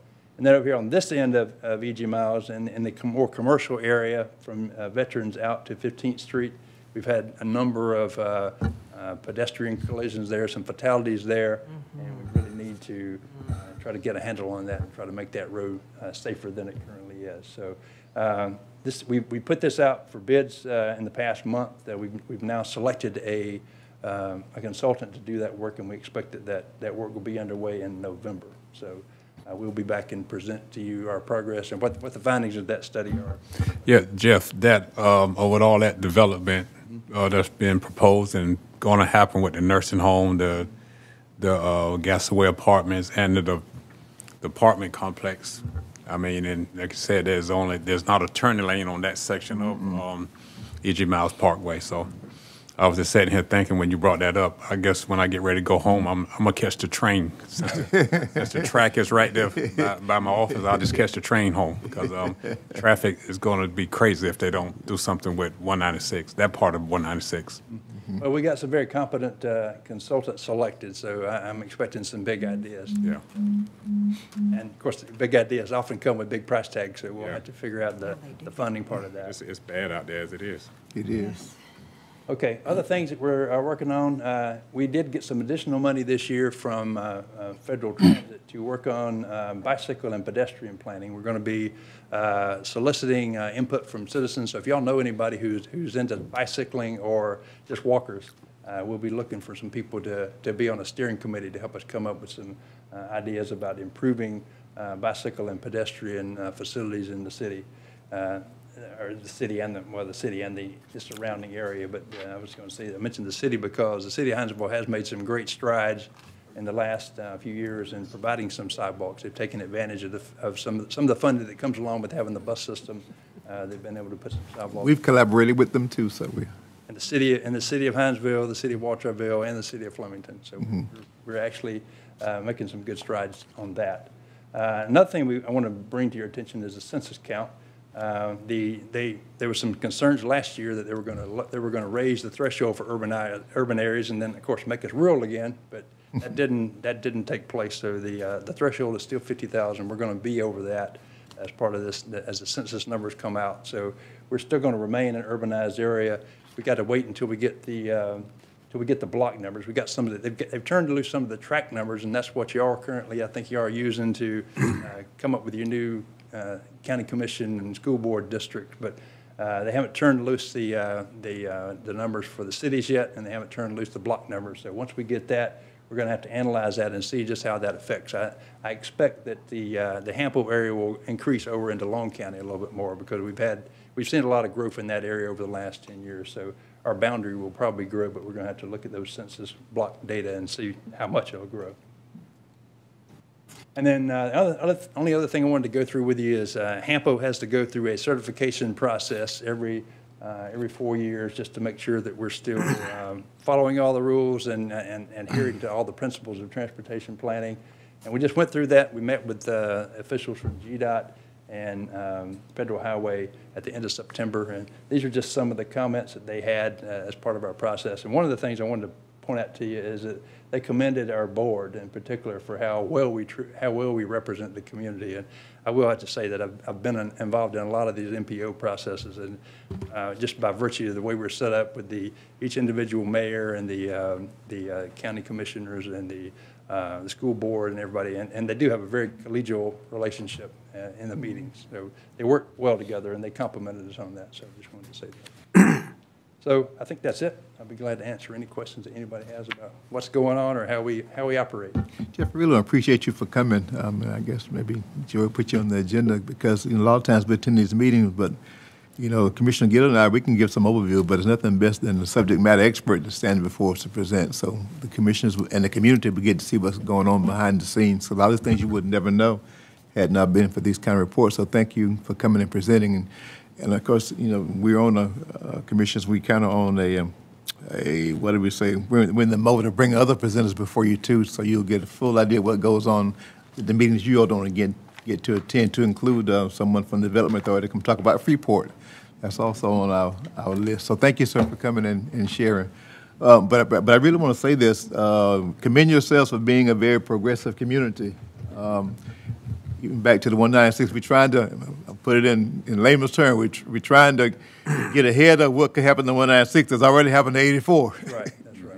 So that's what our you time if you want this, but that's kind of what our yeah, right across from the Public Works office though, and I've been there 38 years, but we've had a lot of accidents right at that Deal Street intersection, and they the thought was when they built Veterans Parkway that the people coming out of Deal, you wouldn't have that bottleneck to make a left because most people would get on to Veterans to go to that part of, across the railroad track. But we still have them. We still have them all the time. And I think what happens if some way, and we mentioned it to Mr. Howard over with the city and Paul, if Deal Street was a right turn only. Coming out of Deal, coming into town, and people coming from Veterans turning into Deal. But the people coming from downtown going out toward, west on the 196, if they could not make that left in the Deal, that would stop that because that would, the traffic would flow. And my guys that's coming from veterans to get into Public Works, they wouldn't have to worry about, you know, that much, you know, cutting across quick to get into the yard or whatever. But if Deal Street was a right turn only, I think that would help because we don't have that turning lane. If we had the turning lane, then you wouldn't have that. But that's I know I've seen 25 accidents there. I'm talking you hear the tires creak, and then you hear the boom, and then everybody runs out on the porch and something doesn't happen. We've even had them try to avoid it and come up to the front door. They don't ring the doorbell, but they come right up in the yard, you know, because it's been that many accidents. So that's, and if you build a nursing home and you build that Townhomes. that townhouses across the street, and then you still got Bobo's Seafood right there, and you got Public Works right there. So, you know, let's Everybody loves Bobo. yeah, let's bring it on. It's going to be bad. How do you address it ahead of time, though, Jeff? I mean, this is a study you're talking about. I mean, the property's already been sold, so what do you, I mean, is there, somebody got a crystal ball to say this is where they're gonna get back out on the road? Or how is the subdivision gonna be, I mean, apartment complex will be laid out to where it's, I mean, they can't come in on come out on Deal Street, even if they would make a right turn. I mean, what can you get, Gary? About 3 cars before you be at the stop. I think somewhere around across from the wooded area where they're gonna build a nursing home, I think they're gonna line that up with one part of Schoolhouse Road. I think that they're gonna line that up. They are. There may be, but you got Arlington Park where the people that live in Arlington Park complain that they can't get out. They can't get out because there's no turning lane there. And across from Arlington Park, it's kind of a dog leg to go back there behind Westwood Daycare. But all of that property, and you know, I know Donald and Joey, Eddie, we remember when it was all residential, but it's all zone commercial. So from General Scriven clean out to all the Airport way. Road, it's going to be all commercial. If you put a nursing home there, and you put apartments in there, and you got doctor's offices, you got the DeVita daycare, you got Church's Chicken, you got, and it's all going to be commercial, and so it's going to be 84 on the other side of town if it's not really well thought of. So it's, I mean, and then you got Public Works, which probably should have been moved out the Airport Road somewhere, but it's right in the heart of town, you know, and combined by a railroad track and a ditch and by 196. It looked like a yield sign. That's where we are, like this. We can't get out as it is, and you can't get in, according to which side of town you're coming from. Yeah. Get ready for that. Jeff, I think I heard at the city's presentation that the folk who are doing the study will be given the information about the townhomes coming so they could include that in. Yeah, it's not, I think they're really looking at apartments. That's not townhomes there. Okay. But they're in a bigger hurry than the study is going to be finished. So we're gonna Is it going to be like 2-3 stories or something, Jeff? Yeah, I think it's 2-story. 2 stories, yeah. 3 They're doing 5 2-story buildings. Yeah. I don't think they can go 3, is it? 2. I don't think. I don't know. That requires another fire protection level, I think. Maybe is that why they built City Hall next to the fire station? Because that's 3 stories. That's right. But you know, it's Jump out the window. I mean, we appreciate the growth. You know, we just talked about the digest. You know, how that helps with that. But we're trying our best, you know, to stay ahead and try to manage it so that everybody get to grow together and grow safely, and so that the citizens will enjoy a good and safe quality of life. Because we don't want to see any more lives lost because of us not planning, doing proper plans. So thank you for what LCPC and what HAMPO does for that. And I've heard Commissioner Jones talk about Limerick and plans out there. So thank each of you commissioners for looking out for your respective districts so that we can all try to stay ahead. But what a great problem to have. What a great problem to have. I think there's another development coming in off of Pipkin Road. Really? Yeah, Out there? you know, so, Yeah. you know, coming out of there, that's, Yeah. Oh, that's gonna be tough. Pineland, that'll be Yeah. angled with Pineland. Yeah, you're right at the pound. So we recognize it. We don't want 196 to become another 84 if we can help it. Doing our level best. Thank you, sir, again. Thank you, Jeff. All right. All right, County Engineer, speaking of roads. He's got all the answers. Am I the only one cold? It's getting there. All right. You just drank some ice. You wait, Rick. Ice. Yeah. I Need know. some coffee. You drink coffee? I'm sure it was resonating off the walls. I was gonna ask Ricky to go before you, because I know he's sleepy. But he might have been joining me back there. Yeah, okay. All right, I won't read everything. I'll just kind of hit a couple highlights. I know you all had a chance to have the copy of the report. One of the things I want to talk about is the first thing on the report is Windstream fiber optic route. What they're trying to do is get a long haul cable set up that'll eventually go from Raleigh, North Carolina, all the way down to Jacksonville. Right now, they're renting space on some cables, and so they're trying to install their own. And they've submitted a route to us to see whether or not it is a viable route for them to take. Most of the route will be along state routes. Some of it will be on county routes. It's kind of difficult to see, but there's like a little red line that's kind of squiggles across the Google Earth map that I showed you, and I think it's okay. I've looked at the areas that it's going to affect us as Liberty County, and I think it's suitable. It will be a use that will not harm what we're trying to do. What they will end up doing is coming back to you, unless you guys say, hey, wait a minute, this is not a viable route. Trent, call them, tell them to come this direction. They'll get a design together, bring it to you, and then you'll actually give permission to place it into the right-of-way at that point sometime in the future.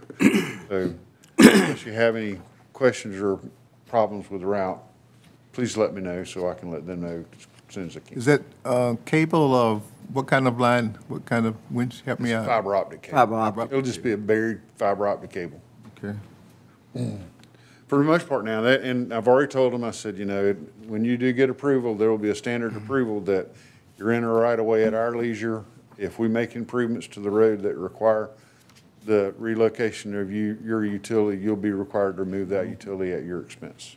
Is that something we get in writing, sir? Or? Yes, sir. Is this red line right here that says Google Earth on the left? Yes, yes, sir. Yes, sir. It's that really light red line. That's what they provided. Where would we be, what county road do we cross? Okay, so we got a little bit along Homestown Road, like the dirt road portion. Homestown Road where it turns to Eddie Walter Road. Right. Comes through there. It'll come through that route. That'll be where our most impact is. Then it'll get back on State Route 119, and then the other roads are in the city of Walterville. But they wouldn't get on private property?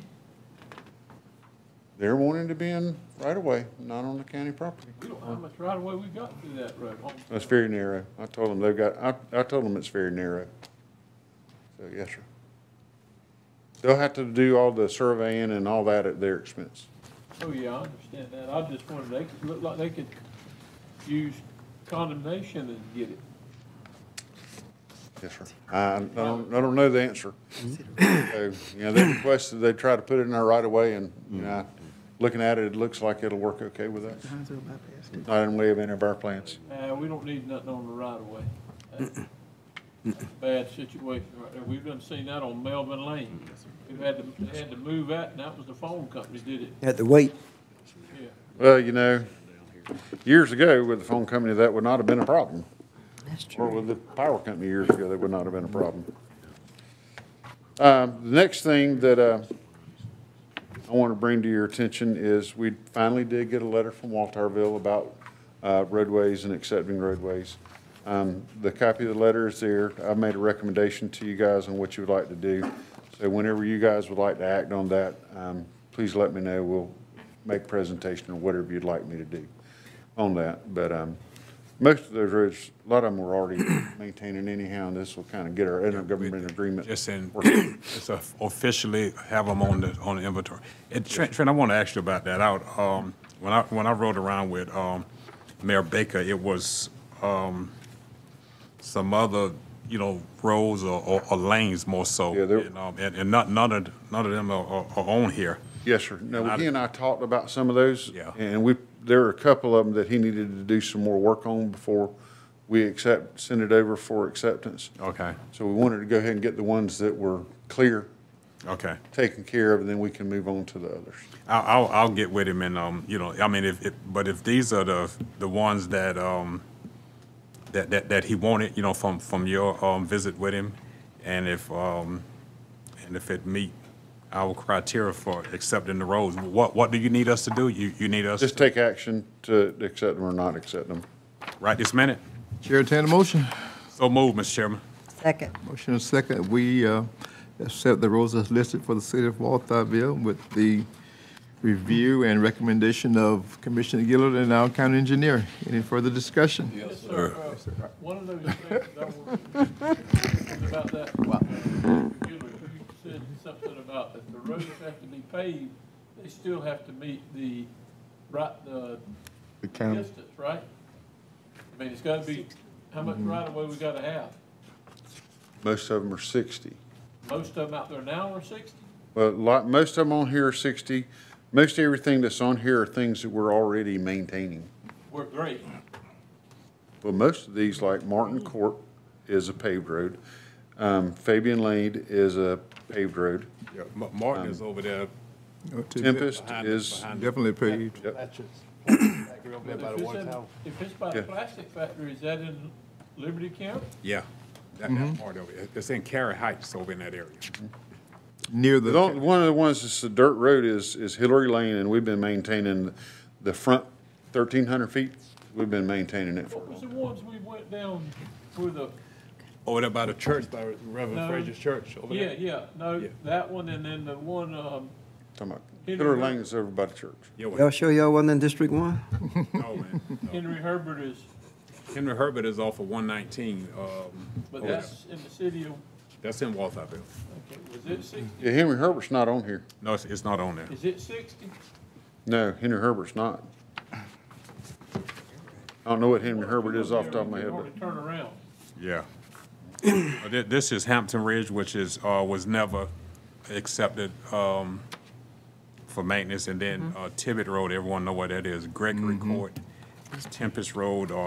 As Trent said, these are paved roads, and it's a list of dirt roads that Larry, Mayor Baker, and I You know, I went might out there have to got look at. confused. That might have been in Mary. He's what you said. Where's Hampton? His comment.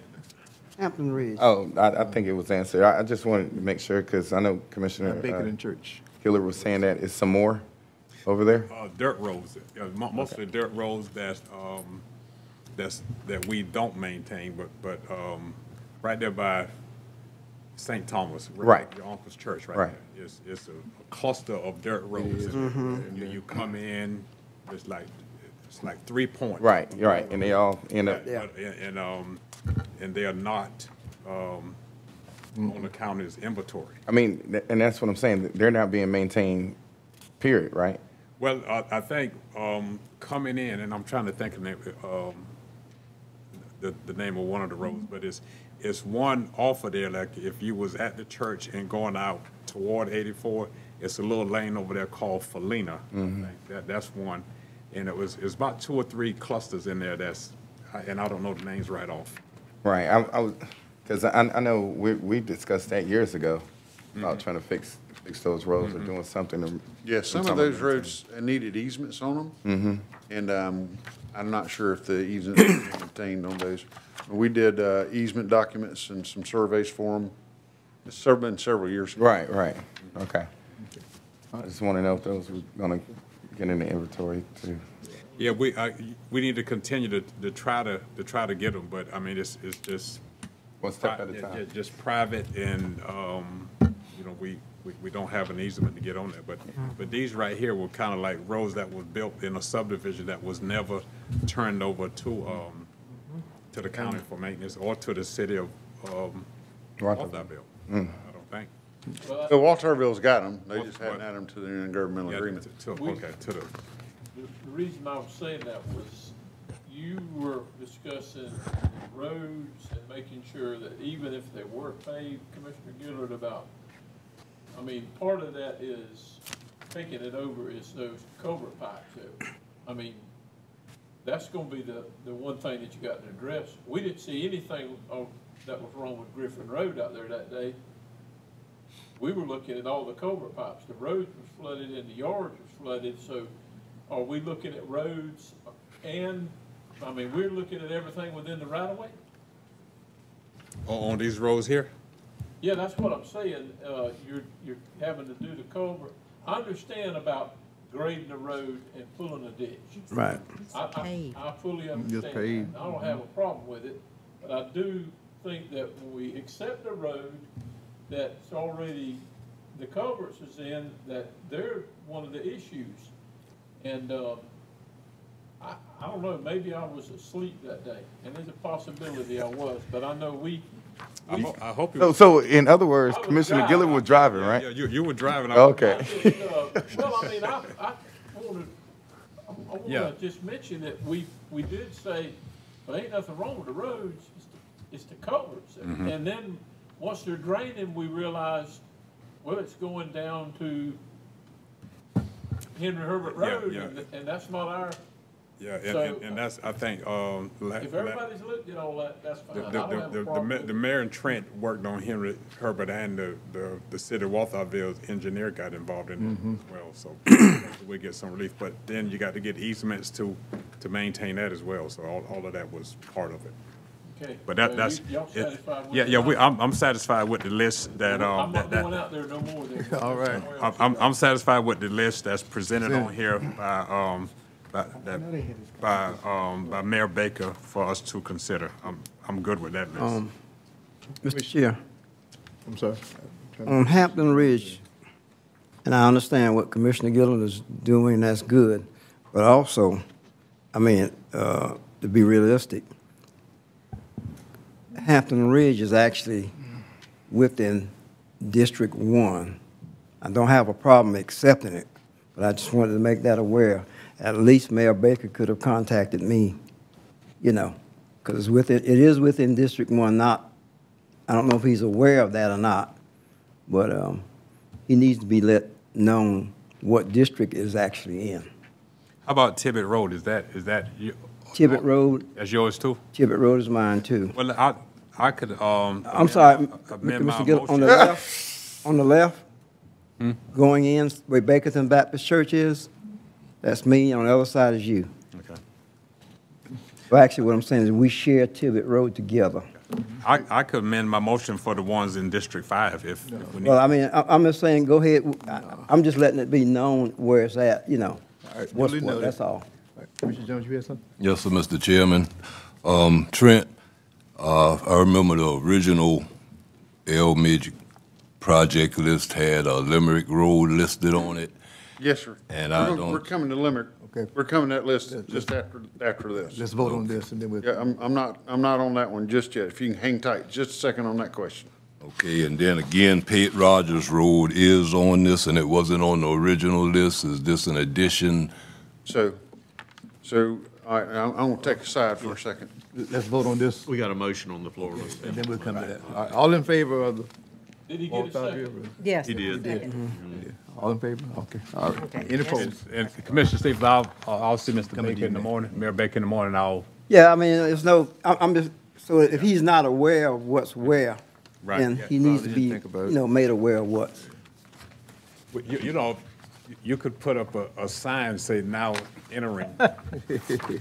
No. Okay, all right. Everybody just needs to learn where their district at. Yeah, well.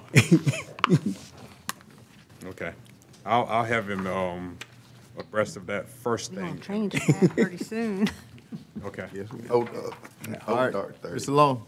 Okay, so the last thing I want to bring to your attention is the LMIG projects. So what I did is I'm not asking for action tonight.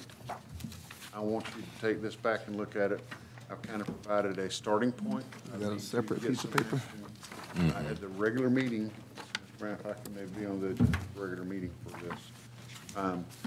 So what we did is I've got several things that we've suggested to be on there, and I'm going to try to answer your questions in a minute, Mr. Jones. But kind of bear with me for just a second. We've got Bill Carter Road on there, because that is one of the projects we've got working right now. So a portion of it. County Line Road, talked to Commissioner Thrift. Can't do all of County Line Road to fix it, but we've got some areas that are starting to fail pretty bad. And go ahead and do a small segment. This is about a 0.86 miles of a section that we could do some repair and do some overlay to kind of help County Line Road out. This is one that I thought was be a good idea to help South Terry Road and Ray Road. So this is just the area, you know, we're making improvements to the Solid Waste Convenience Center. And as part of that, we're paving the roads around it so that access to that road, to that convenience center, will be much easier. So I was hoping to be able to use some LMIG funds to pay for portions of those roads that we're doing as we do the Solid Waste Convenience Center. West 15th Street, I put striping on there. Don't have enough to do like a single package just yet of roadway striping, so go ahead and put some money in there for striping of West 15th Street. We'll go ahead and put some thermoplastic down instead of just plain paint. That road's got a lot of traffic on it. We need something that's going to last a little while, and instead of putting down even heavy paint and then have to come back and do it again in 5 to 10 years. Is all of that in the county? It comes in and out and in and out. Yeah, it's Do we have any, I mean, it's in, part of it is in the city too. Part of it's in the city. You know, like the first part of the city, I didn't include. I started at Davidson Plantation Road. I know, but I mean, do you want to, Yeah. don't you think that would be a good thing to do, is let's get together and do it all at one time? I don't. I do. I do. I really do. Who would represent? I may City be council. I think that's on the city, that's Councilman Rouse. I think going out that way, I believe, out to 15th Street toward those Watergate Either him or 7. Gene. I think. No, I think No, it's, that's I think Rouse. I think it's Rouse. Rouse? I Okay. think. Okay. Yeah, and I could easily tie that with one of my other projects, and that way we can get decent prices on it instead Yeah, of. I've had a lot of calls about the striping Yes. out there, so. I agree. Now, Pete Rogers Road has been showing up on one of our list of top roads that need to get repaired. Back when we did our roadway rating system several years ago, Commissioner Jones has asked me to look at Limerick Road as maybe substituting Limerick Road for Pete Rogers Road. So this is just kind of a list. And you know, if you've got other things you would like to see on the list, let me know. We'll put it together and we'll make a presentation for you at the regular meeting. What about striping? Who's that? You? Yes, sir. We got, I mean, if whatever striping we want to do, if you've got some striping that you would like to see done, it might make it enough that I could get enough to put a package together to do striping. Okay. Because right now, it's kind of hard to get a package together with just 15th Street. Well, okay. Well, that's fine. Something always needs to be straight. Commissioner Jones? Mr. Chairman. Trent, I asked that question because Limerick Road, I was saying, was on the original list. It is. Is there any reason that it was removed from the list? No, it hadn't been removed from the list. Okay, I just didn't see it. Yeah, this is not the, this is just the list for the LMIG monies. So it's still on the Maintenance list. maintenance list. But it was originally I on, just said the wrong, I couldn't get the word out of my mouth. it was I'm gonna charge you originally for on the that LMIG list, wasn't it? No, sir, we have not put Limerick on an LMIG list in a while. We had LMIG, we had a little bit of Limerick on the LMIG list a couple of years ago when we did the overlay down in the Lake George area. And we have, in the past, done some work on Limerick Road with LMIG monies. We've also done a lot of restriping on Limerick Road with LMIG monies over the years.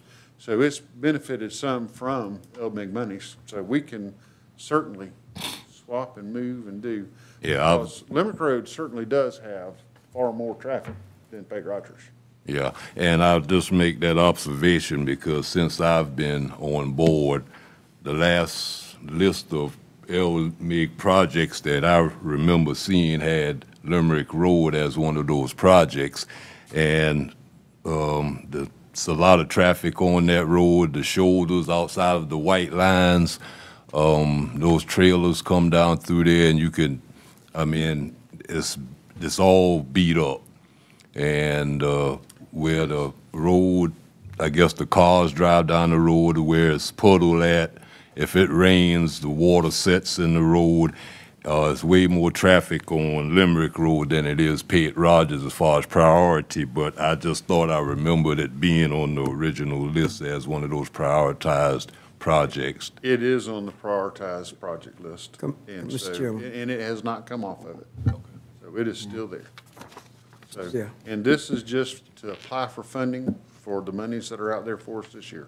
Now, one thing you need to know is we're gonna get $308,000. That's what I was waiting for you to say. $380,000. How much? You're 380, it's in green. Up top. I see now, okay. Right. And It's in green. we've got to spend 115. That's Now, if you add everything I got on this list up, it's like $1.4 million. Yeah, I was. So, you know, What rule, y'all just tell me what So you you want to do. teasing us. That's what I was looking, I was like, So you got Yeah, it's a lot more than what we got, so, you know, we may want to narrow this down some. yes, sir. 380,000 is Tell me. the total for 2022? Yes, sir. And actually, on this list, you get to see what we got the last 3 years. You can kind of back up and you see in 2020, which was fiscal year, I mean, the end of, middle of 2019 to 20, we got $400,000, and then we got 353, and then we're back to 380. So it just depends on, there's, the LMIG formula is based on your population, centerline mileage, and how much money the state puts out. And I don't think they put quite as much in the pot, so we didn't get quite as much. Commissioner Stevens? Commissioner Jones, Yes. I was just saying, when you were talking about Limerick Road and you were talking about the trucks running off, do you feel like Limerick Road need to be widened just a little bit? I would say, Like 2 feet, Trent, you know what I'm talking about, if it's there? Yes, sir, I'll go back and remeasure. We did that in what, Louis Didn't we do a widening project on that thing a long time A ago? long time ago we did. You did? Because it Need to used go to back be and measure the 20, lanes. and then we made it 24, Okay, so it's wide. and then we overlaid it, because remember, we had like a couple of years where you had this strip of asphalt down the side, and then you held water in between. Okay, I was just, I think so. Yeah, let me follow what Commissioner Jones was saying. When we talk about a priority list and talk about the LMIG list, certainly, I would think you would pull from a priority list, would you not? We do. Yeah, That's what this is from. yeah. That's what I did, is I pulled pasture, because So Pate Rogers. Rogers is up there on the Is it higher top of the list, too. higher than Limerick, okay. Yeah, I can't remember exactly where it hit with Limerick, but it was on the top of the list. Then how does this fit then, Joey, too, also when I consider our T-Splosh list? Well, you know, you Our- two T-Splosh lists, Yeah. right? You're the big list, which is countywide, which is Right. probably not what you're talking about. No. But then how each commissioner Yes. spends their T-Splosh money Yeah. will not necessarily be by the priority list. But my point, I guess, is commissioners, you know, you're right, this is much more than $380,000, point well taken. But you still have an opportunity from your T-Splosh funds to do. So we could pull from T-Splosh to help pay for this? Yes, ma'am. In fact, that's a good note, that wherever the 115 match will need to come from your districts on anything That we, that's on this list. okay. That is, we don't have a side pot of matching money for LMIG funds. I know the county line, and it's only, like he said, just a portion of it, of that road that needs to be overlaid. And then obviously with the new convenience center redesign is in Now, there also from The my prices I district. have on that are just road portions. Right, that's correct. That, yeah, just for that. Include Yeah, anything oh, inside the site. right, that's The right. state would not That's fund just anything the inside road, the site. because it's definitely beat out. Yeah, oh, yes, ma'am. on that convenience center is in Ms. Thrift's district is, how could you get with the DOT to have to turn into there? Because if somebody's coming from Hinesville and they're trying to turn in to that convenience center, you've got the traffic backed up all the way back to the next road. And I mean, it's a little different than what it used to be. I mean, that traffic is coming there 65 mile an hour, 70, and I mean, you go around that curve, it may be one of our employees going in there with a roll-on, roll-off. But these convenience centers that we've got, just like we talked about down here in Miller Park, even though they're going in, there's just not a turn lane here. And DOT is going to probably be the one that governs that, but we need to have some conversation. We're going to fix a road, a paved road into it, and probably loop all the way back around. And I mean, I don't know who's looked at it. I looked at it. I'm sure Ms. Thrift's looked at it a bunch. Oh, yeah, there's been several accidents there at that intersection. I mean, that's... Yes, sir. We can go back and talk to DOT. And one thing that may work is a deceleration lane, but most of the traffic is not coming from the Glenville area turning in. It's mostly coming from the Gun Branch area. So I think one of the things that would help us the most in that case would be a left turn lane. That's what I'm saying, turn lane. And so we can go back and look at the traffic we have going down through there and you know, the funding that it would take to do a left turn lane and see if we can't start some conversations about trying to do something there as well. Okay. Well, let me insert this. This is something I was also talking about for years on Highway 84, about a left turn lane at certain areas where I know that we've had a lot of accidents at. I don't know if you all recall, because I can name them: Homestown, Bill Carter, Lewis Frazier, Bacontown, and going east, Butler Avenue. So this is the same thing, what I'm talking about, a left turn lane that I have talked with the state rep about 8, 9 years ago, still talking, have not gotten no action. Well, I think when you know, they used to have this thing in portions of, this is going into a subdivision, this is going into a business, but I mean, there's the safety enhancements that has got to be addressed in this one. I mean, this has nothing to do with how many people live on that road anymore. It's a safety issue. So the way you look at it. Yes, sir. So what you weigh is the traffic counts on 196, as well as the traffic. Most of, you know, you got some residents turning in there, but you got a lot of people turning into the convenience center.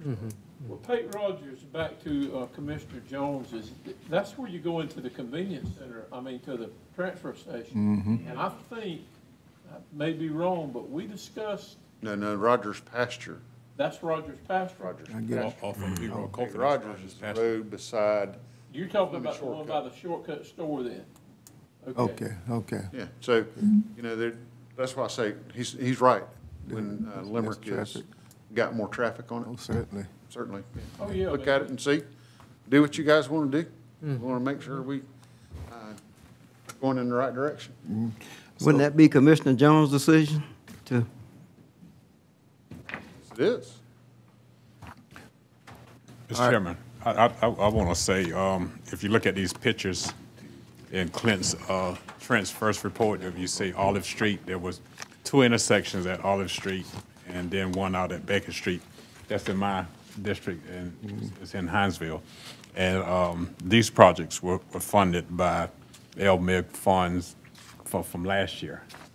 Yeah, the Olive Street, the Becky Street. Yeah. Was not. Yeah, but I think, you know, we got 380,000. 380, yeah. And, you know, we would get up here and we would kind of split it between the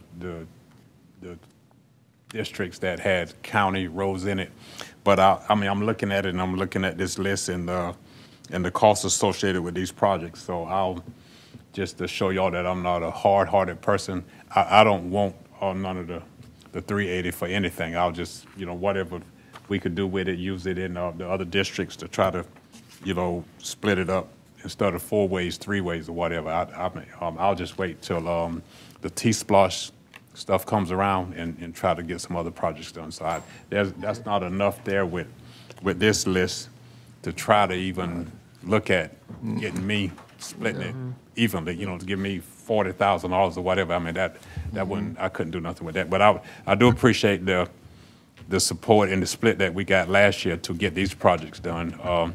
That's in this report here. So I just wanted to say that. Thank you, sir. Thank you. Marion, you can have mine is basically what I'm saying. Woo. Payback. All right, payback. He's trying to find a road. Are you needing a motion tonight or approval or just? Sorry. Said no. No, we're Not just trying to get for any action tonight. consideration? Okay, all right. I wanted some conversation with you guys. I needed this to start the occur. process of who's going to get Yes, sir. I needed this to occur. out billing. Yeah, I mean, just when you look at it, I mean, with 380 and the one that's number one, if it's the number is $500,000. Yeah. So, we could see, but I know that 15th Street, because I go down that way to get in there, that's, Hard to see. yeah. It is very hard. They need some lighting. Yeah, it's dark down there. Dark. Mr. Chair. lighting. Yeah, real dark. Just one question, Trent, before you finish. I remember years past, I know we had the LMIG money, but we also had like some LMIG safety money. Yes. When does that come up for? Grabs. They call you. Perhaps. They call you and say, hey, we have some LMIG safety money, we'd like to do some work. Or we ask them for different projects or additional funding, and then sometimes we get additional safety LMIG money. So it's not on an annual basis? We hadn't gotten any of that the last couple of years, is because we got a bunch of it. Okay. Most of that specifically. Okay. I was just wondering, because, with sidewalk projects stuff, because I know that's how I was able to get the sidewalk project on Bacon Road. I was just wondering. Yes, sir, that's exactly how we did that one. Right. I see this is kind of following Commissioner Gillis' lead. There's District 1, 3, and 4 on this list, and then we need some pricing on the Limerick. Yes, sir. So I guess if you bring that to us, sir, then we'll just, I guess the thing to do is What I'll divide it probably do 3. is I'll probably take Pete Rogers off and put Limerick. Right, okay. And we'll see what those numbers are, then we'll just divvy it up, and you can use LMIG, and then they can use T-Splosh or SPLOSH to do the rest. That's right. Okay, all right. Give us- Sir. Give us all the dollar amount on that, Joey, sometime this week. Yeah, that's what I just asked him. Will do. We might be able to help Mr. Jones out. Yeah. May not be able to. Appreciate it, Trent. Well, when I just so graciously gave up did. my portion of it, when I just thought that somebody would ask me what size shirt I wear. At the very least, huh? Yeah. All right, thank you, Mr. Long. We do need to talk sometime about the Elm Street speed hump. Absolutely. Thank you. All right, you get back with us with the Limerick numbers. Appreciate it, Trent. All right. Thank you, Trent. All right, let's play basketball. Yeah. What's the prognosis on the Peacock Bridge? The one that we're going to take, the state is going to do some work on. Yeah. You missed that. You had stepped out. Yeah, I missed it. That's in, I'll update him later. State is doing that? No, I want to hear update from him later. him. Yeah. Lewis Ridge Yeah. Peacock. It was on HAMPO. Yeah, the state is HAMPO. going to have that as 12-foot line. Okay. And that is under design. They're in concept review right now. Okay, all right, good. Jeff told us that. There you go. On HAMPO, yeah. I stepped outside. Yeah. We were going to tell you. We was going to tell you. We were going to tell you they were in your district. Right. Okay, all right. Mr. We'll Gillett, get a sign if out you will, there. please, sir. Good evening, Commissioner. Good evening, sir. I wanted to come before you tonight and discuss about basketball. Okay, sir. And we love to play, and we have some protocols in place. Mm-hmm. And just want to get a feedback, see what y'all can you help us out that we'll be able to offer the basketball. Okay. We been approved to use the middle school gyms with some rules in place, and we have some rules here that we think can help us to have a basketball season. Yeah. And the plan is that we'll perform temperature checks at the door. Okay. Require masking. If a person don't have a mask, we'll provide a mask. And we'll have a sanitized station set up throughout the facilities. And to keep the numbers down, the schools want us to have no more than 200 people, but our plan would be just to have family members only come into the ball games. I know that won't be popular, but that's what we will propose. And we'll stagger practices and games. We might not have as many games per night. So when this game over, we'll sanitize the gym and prepare for the next game. And at the end of every night, we'll have to sanitize our gyms. And, you know, that's what we have in place here. And I don't know if you want to talk about the Levy County Community Complex or Stanford Pavilion, but we like to open those facilities at 50% occupation. Yeah. Mr. Chairman. Yes, ma'am. Mr. Gilliard, what is the timeline on basketball? Well, when do y'all normally start? We need to, we like to start sign-ups on November the 1st. November 1st? Sign-ups will start for November the 1st for 2 weeks in November.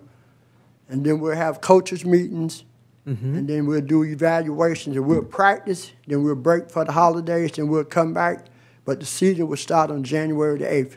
January 8th? Yes, That's when you have the families or whatever? Right. When somebody comes to practice, we'll only let family members in. If you brought your son to practice, you can come in with him, but we won't have all the other public in there. Gotcha. Okay. Control. Yes, Yeah. we'll have control. Something tell me your phones are ringing. But people want to play. You know, we're doing football, but that's been the biggest question, and we said we'll be able to give them some information on Monday. We can announce it at the football game on Monday, whatever you let us know tonight. Mr. Chairman, Ricky, I know you probably think that I was opposed to this, but last year I was. But this time last year when we were talking about starting basketball, Right. we didn't have a vaccine either. Right. You know, so we do have vaccines now for the people that want it. I mean, kids a certain age can't get it, but the public, the adult public or teenage public can. So to me, that makes a difference. I know you would. I don't know if you were taking bets that I was going to vote against it, but that helps the situation. This time last year there was no vaccine. This time this year, with these precautions, but I'm still thinking about it. I did, Okay, but I talked to Commissioner Jones and my coach here to Yes, give me their votes, because I know my brother was 50-50. You didn't even call me, see. Oh, so you didn't need mine, eh? Well, I see Coach Frazier there because he's a football coach now, and I talked to Commissioner Jones before the meeting. I just figure if I got those two, I know Mr. Waller and Ms. Crifford go. I figure if I got 4 votes, I was good. He was good. Man, I tell you. Talk to me about I can't win. I can't you said win. half capacity at the complex? The middle school gyms don't want us to have no more than 200 people. Yeah. So we can control that. But like at Schumann and Riceboro, our centers, we're just like have family members only. To keep it down. And when that game's over there, leave, we'll sanitize, then the next group of people come in. You mentioned the complex, so you want to open that up? Well, we like to open up the complex and begin to rent it out, but do it at 50%, Okay. If we was able to let 200 in, then we only let 100 in. Do the same thing at Stafford? The same thing at Stafford. I know it'll be hard, especially at Stafford. We won't be there, but we just have to check it, and we'll put that out front. Mr. Chairman. Yes, sir. Mr. Brown, Mr. Gillett, we did get a contract signed from Riceboro, correct? We did. We did, yes. Sir. Okay, okay. Yes, sir, we're good. Okay. Chairman, I don't know of anybody else in here that probably, maybe Gary, Ricky told him a little bit about basketball, but anyhow, I think he's probably the professional in the room. Such a mad expert. I know last year, like Commissioner Gillard said, we followed the science. Right. And I think now we Still- follow the common sense. We're still following the And I science. think Don't spike it. you have hit the nail on the head. If the parents don't want them there, Yeah. inside a building playing basketball, you know what? They ain't gonna show up. That's right. So I'm saying, you have my blessings. I would support it. But I want to just ask one question now. The middle schools, they have middle school sports. Are they? Have we heard of any instances of I know somebody said at Lewis Frazier that they had to quarantine one team or the starting team or something like that for football. I don't know if that's true. You just hear stories. I hadn't heard that. I heard a kid here, a kid there, you know. Are they playing middle school Playing basketball? basketball. They're practicing basketball right now. And the high school is slated. Wide open, yes. And we've been approved to use their gyms. How about Bradwell football? Is what they're doing? Is that called playing? Well, I think Coach Frazier, he coaching football. He can answer that for you. He 0-3. There you go. No, we're not. We won last night. You remember we won last night. I'm sorry. You want to be in here. Ricky, Yeah. Ricky, we didn't even vote yet, man. You about to lose the vote. Yeah, Mr. Brown, you want to say say anything? Only thing I want to say is yesterday's transmission rate was down to 202, which is low. I mean, that's almost down to the 100. Almost down. So far, looking good. Okay. All right. All right. Let's put it to a vote. Watch this, Ricky. Watch this. Chair entertain a motion to approve the request from LCRD. I do, We Mr. have Chairman. Mr. Gillett. All right. Make that motion. Second? Motion and a second. We approve the presentation and request from Mr. Gillett on behalf of LCRD. Any further discussion? All in favor, raise your right hand. You saw that? Hey, Ricky about to vote. Thank you. Mr. Brown, we going to open up after the football, you know. Yeah, that's the other thing Ricky mentioned and Jimmy had mentioned also is because of the need to do the cleaning and everything that's involved there, we use part-time people. They're tied up right now doing all the football stuff. So as soon as they free up, I mean, we still go ahead, we do the registration, do all that kind of stuff. But actual starting date will be delayed just until the time those part-time people free up. But that shouldn't be a huge delay. But we finish on September the 4th. I mean, November the 4th. Yeah, it wouldn't be a huge. Yeah. We have other people, all our part-time people working football or soccer right now. Okay. Okay. Okay. All Come see us anytime. Go Ma'am. forward. Come back and see us anytime. In spite of. I would. Thank you. All right. Thank you, Mr. Gillett. Appreciate it. Swim team. Going from basketball to swimming. Hey, Mr. Brown, am I allowed to get stuff out? Oh, absolutely. Yes, sir. I'll help you if you want me to, or you can. Okay, let me do that one. You go ahead. Is that a check? Like we don't have. I wish.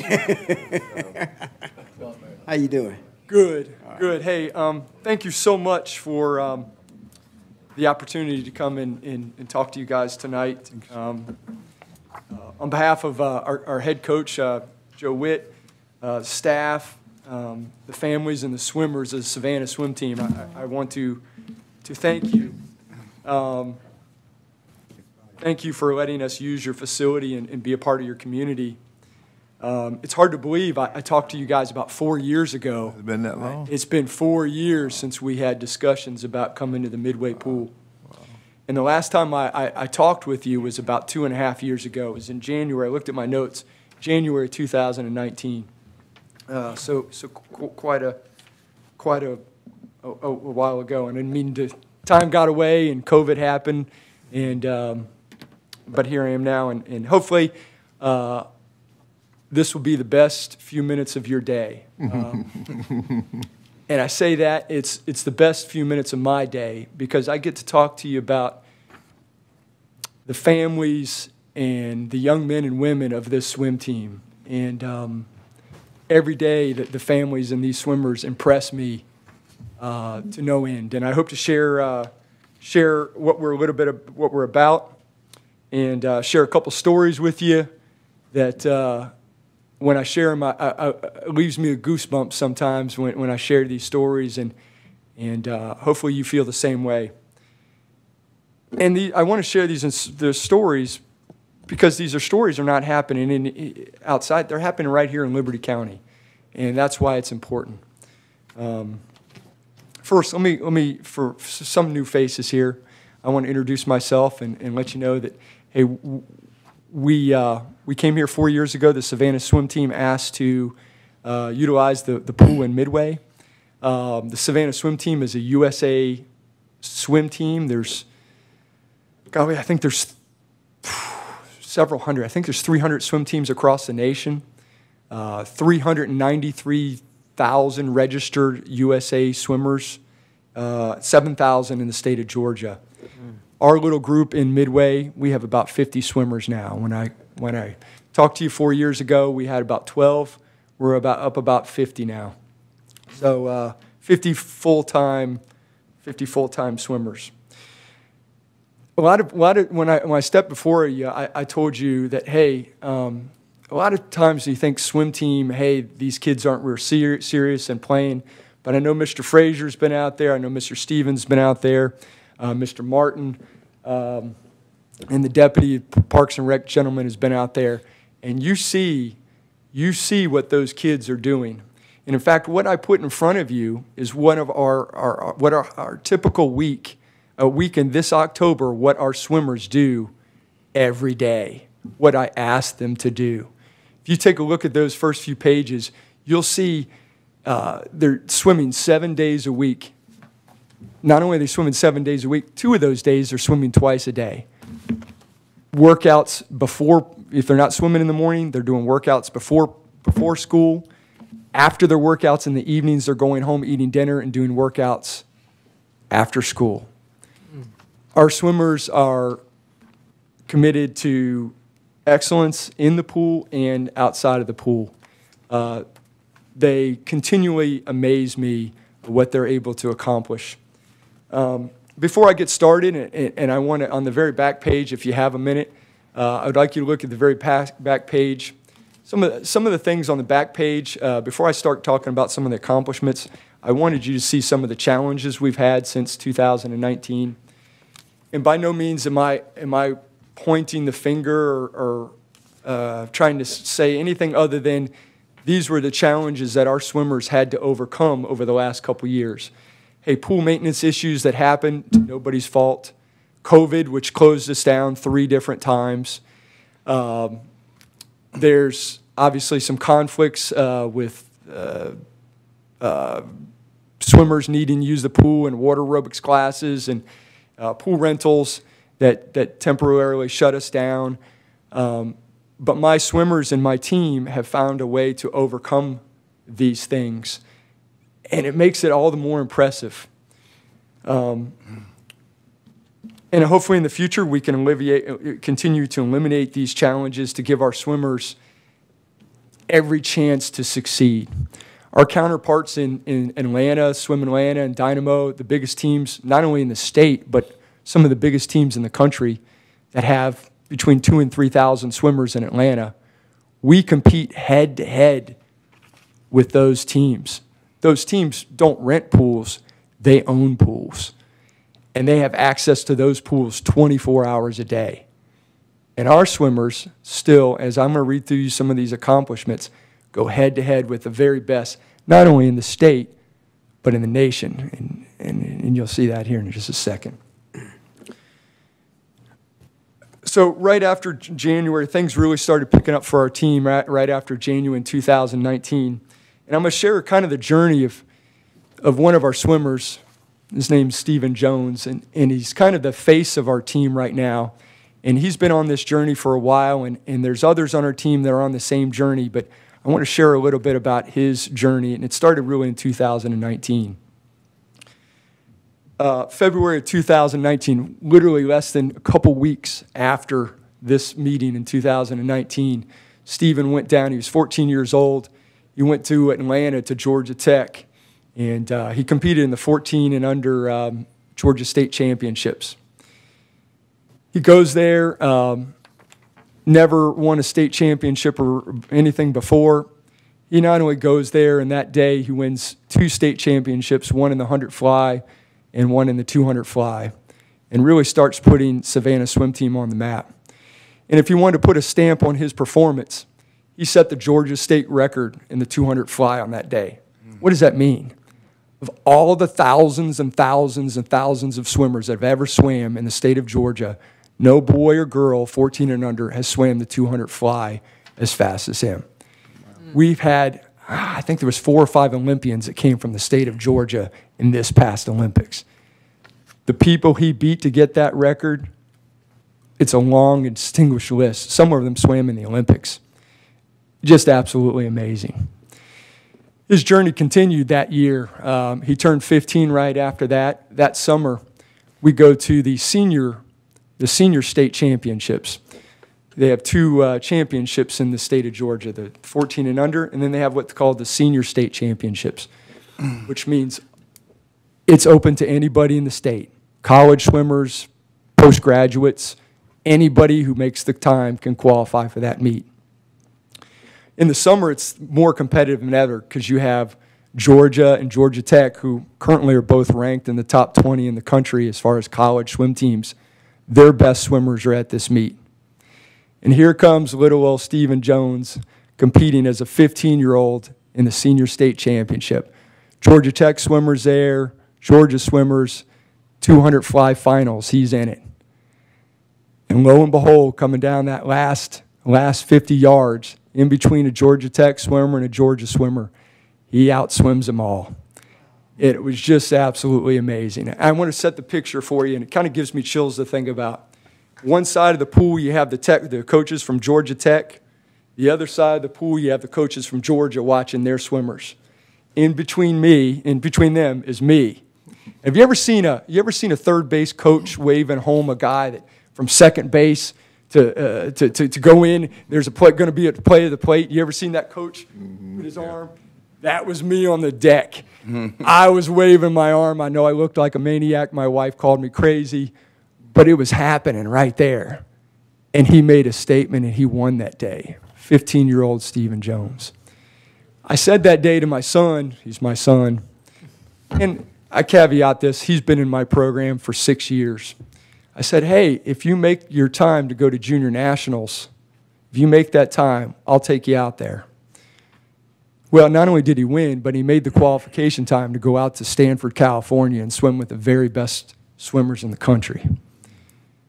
So here we go, little old coach from Midway, his son, and I take his brother who'd been training with him all this time. So we go out to Stanford, California, out there with the very best swimmers in the country. 95 swimmers had qualified to make that trip out to Stanford, California, 95 in the 200 fly. They have preliminary rounds, and they take the top 8 to go to the finals. Preliminary rounds, he swims in the final heat, finishes 3rd in his heat, and 8th overall. The best 18 and under swimmers in the country, many of which who just swam in the Olympics. He finished 8th. He goes to the finals, youngest in the finals, 15 years old, very best in the country, he finishes 7th. Pretty impressive. Impressive even more, he's only 4/10 of a way as a 15-year-old, 4/10 of a second from making the Olympic trials. That's what you have happening here in Midway. And he is only the tip of the iceberg. There's swimmers coming behind him, and I'm going to share their names that are going to be better than he is. His time right there earned him a trip to the Olympic Training Center. The Olympic USA Swimming, the national and junior national team host the best 15 and 16-year-old swimmers in the country. He got invited to Colorado Springs in October right after that to train at the Olympic Training Center with the best coaches in the country and the best swimmers in the country. Pretty awesome. The coach got to go too. So we're at these coaches meetings, and here's a coach from Midway talking about where I train and what I do with my swimmers. I had a seat with Olympic coaches, the very best coaches at the country, asking what we do and how we do it in Midway. Thank you. Pretty awesome. Pretty awesome. Say, they're asking me from Savannah in Midway, how do you do this? How did you get your guy there? Stephen finished that junior national race. At the time, he ranked 2nd in the country, 15-year-old in the 200 fly. Pretty impressive. Stephen went on that year as a freshman, finished 4th in the state, Georgia High School State in the 100 fly. He lost to 3 seniors. Next year, he was a Georgia State High School champion in the 100 fly. I know you're getting busy, so I won't bore you too much more about that, but I will tell you, he just signed to swim at Georgia Tech. Pretty cool. That's happening right here in Midway. I'm going to share a couple other stories with you, too, about some other swimmers. He's got a little sister. His sister's name's Reese. She's 11 years old. At 11, she just won her ninth state championship. She's 9-time Georgia State champion. She's currently ranked 27th in the country for 11 and 12-year-old girls in 100 breast. 27th in the entire country. Jack Hendricks, 12 years old, 2020, second in the fly, second in the 100 free. Just amazing. He's on his way up. He's also about a foot taller than Steven. Amy Shonk, who trains at our pool, Georgia State champion this year, 50 free, sectional champion, which is the Southeast United States sectional champion. She just set the Georgia State record in the 50 free for 11 and 12-year-old girls. Pretty awesome, right? Allie Pearson, 19-year-old girl, trains at our facility, state champion in the 50 free, 50 fly, 100 free. A lot of state champions. We're at 40 kids. They were doing it when we had 30.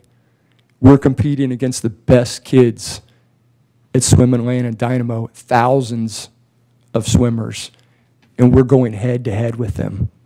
It's pretty incredible. I share with you the accomplishments of some of these swimmers that we've had, and that's only that's good, but that's only the tip of the iceberg. I'll tell you what's better, and I hope I'm not taking too much of your time, but this is important. We're developing not only great swimmers, but we're developing leaders here. Several of our swimmers have gone on to get Naval ROTC scholarships. They've gone on to swim in college at Piedmont. They've gone on to be coaches themselves. Our top-ranked female swimmer, Yenna Park, I wouldn't be surprised next year if she's not signing with the Air Force Academy. She's that good. She's that service-oriented. We're developing leaders here that I hope for our sake come back here and carry on the traditions of Liberty County. All these people, you know, they come from all over. They don't just come from Liberty County or Hinesville or Midway. We have people come up from Brunswick. People come from Pooler. We have people come from Savannah just to train with our group in Midway. They drive past the Chatham County Aquatic Center to come to Midway. It's pretty impressive. All these things, like I said, are happening right here in Midway. We have all these people coming. You know, what's in it for the community? Well, I have people drop their kids off. They're spending a lot. They're spending over 2 hours a day driving around Midway, and I promise you they're spending a lot of time in Hinesville doing their shopping and those kind of things. So we're bringing other things to the community. They're spending their money here. We're employing a Liberty County Rec Department person probably, I don't know, 20 hours a week. So hopefully we're helping the economy a little bit also. The pool facility, I want to thank you for it. It's super important to us, and I want you to know how important it is. We clean it 10 months of the year. We vacuum it. We scrub the pools. We do everything to take care of it. It's literally, to our swimmers, it's a second home. So we treat it very well, and we appreciate you letting us use it. And we want you to know that it's you know, the rec department cares for it, but we have a vested interest in seeing that pool doing as well and being maintained as well as possible. We just spent $20,000 on brand new pool covers, not only keep the heat in pool, but to help keep the water bill down. We spent about $6,000 on starting blocks. And we've done some other things there to help with the vacuums. So we've invested some money into the pool also. Time and energy.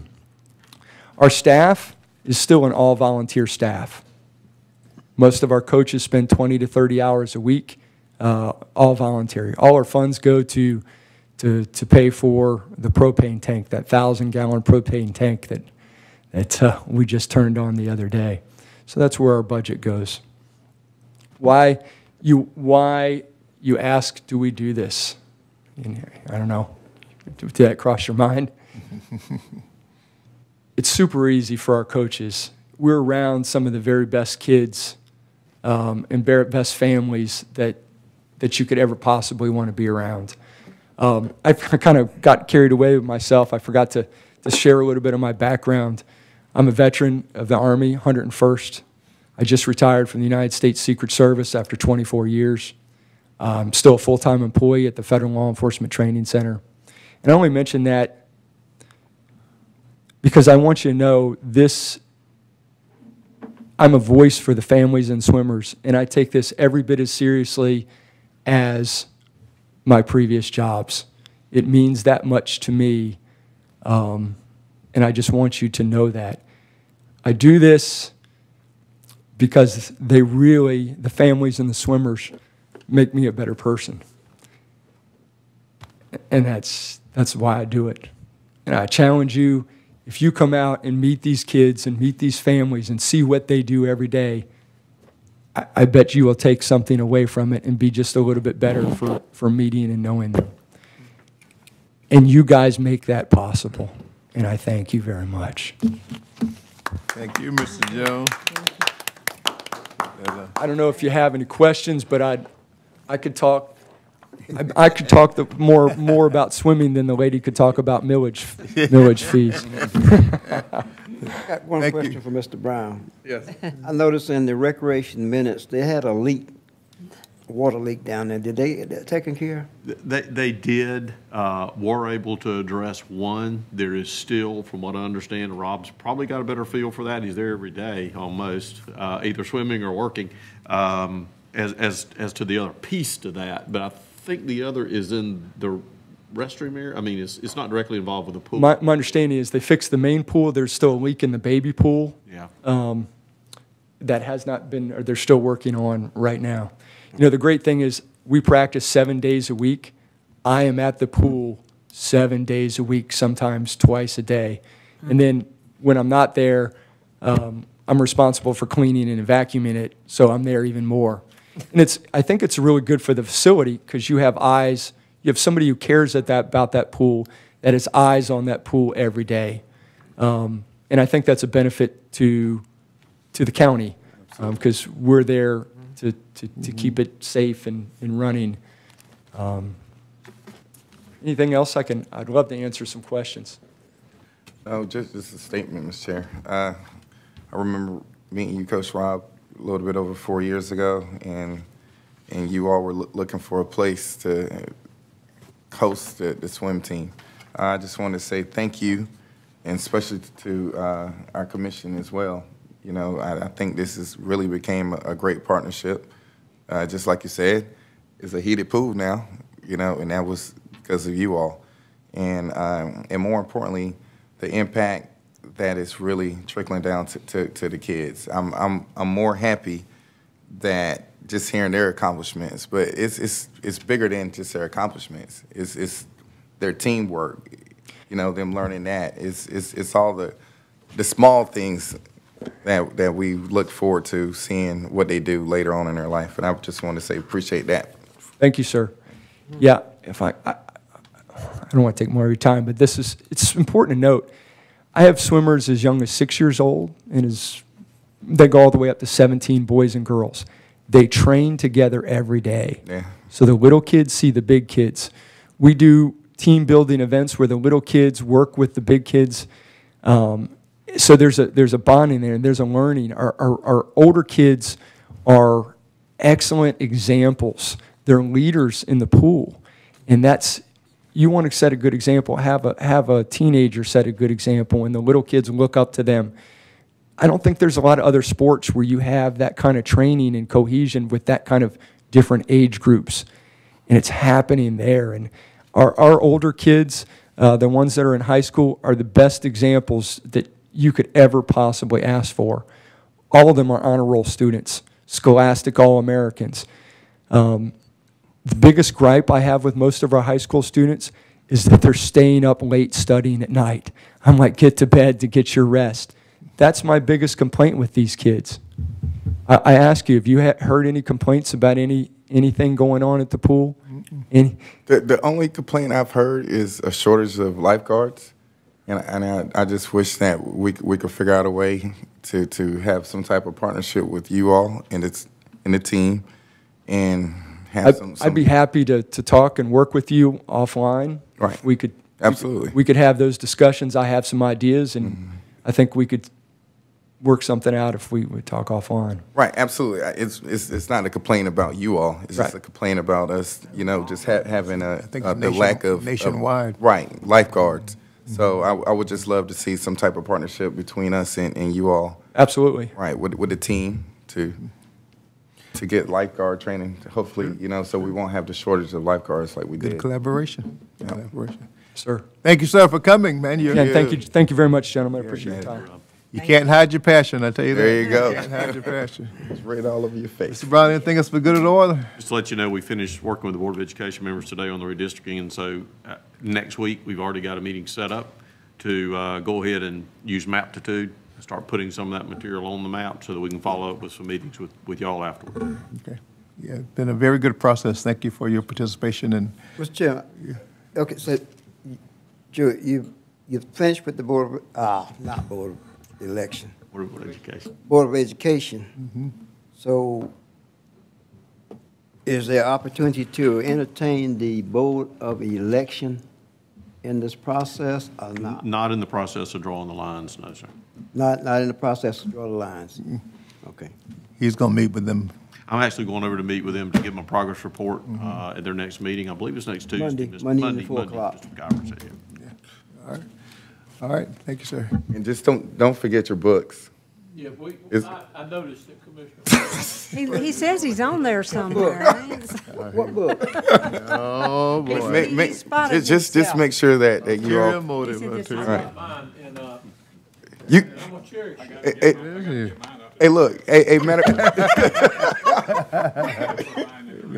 Hey, look. As a matter of fact, you don't even have to read it. You don't even have to open up the cover. Because, I mean, you look at that picture and then look at you. You didn't recognize it. It was a different person. No, that's a different person. That's somebody else. Thank you. Chair, take a motion to adjourn. So moved. Chairman.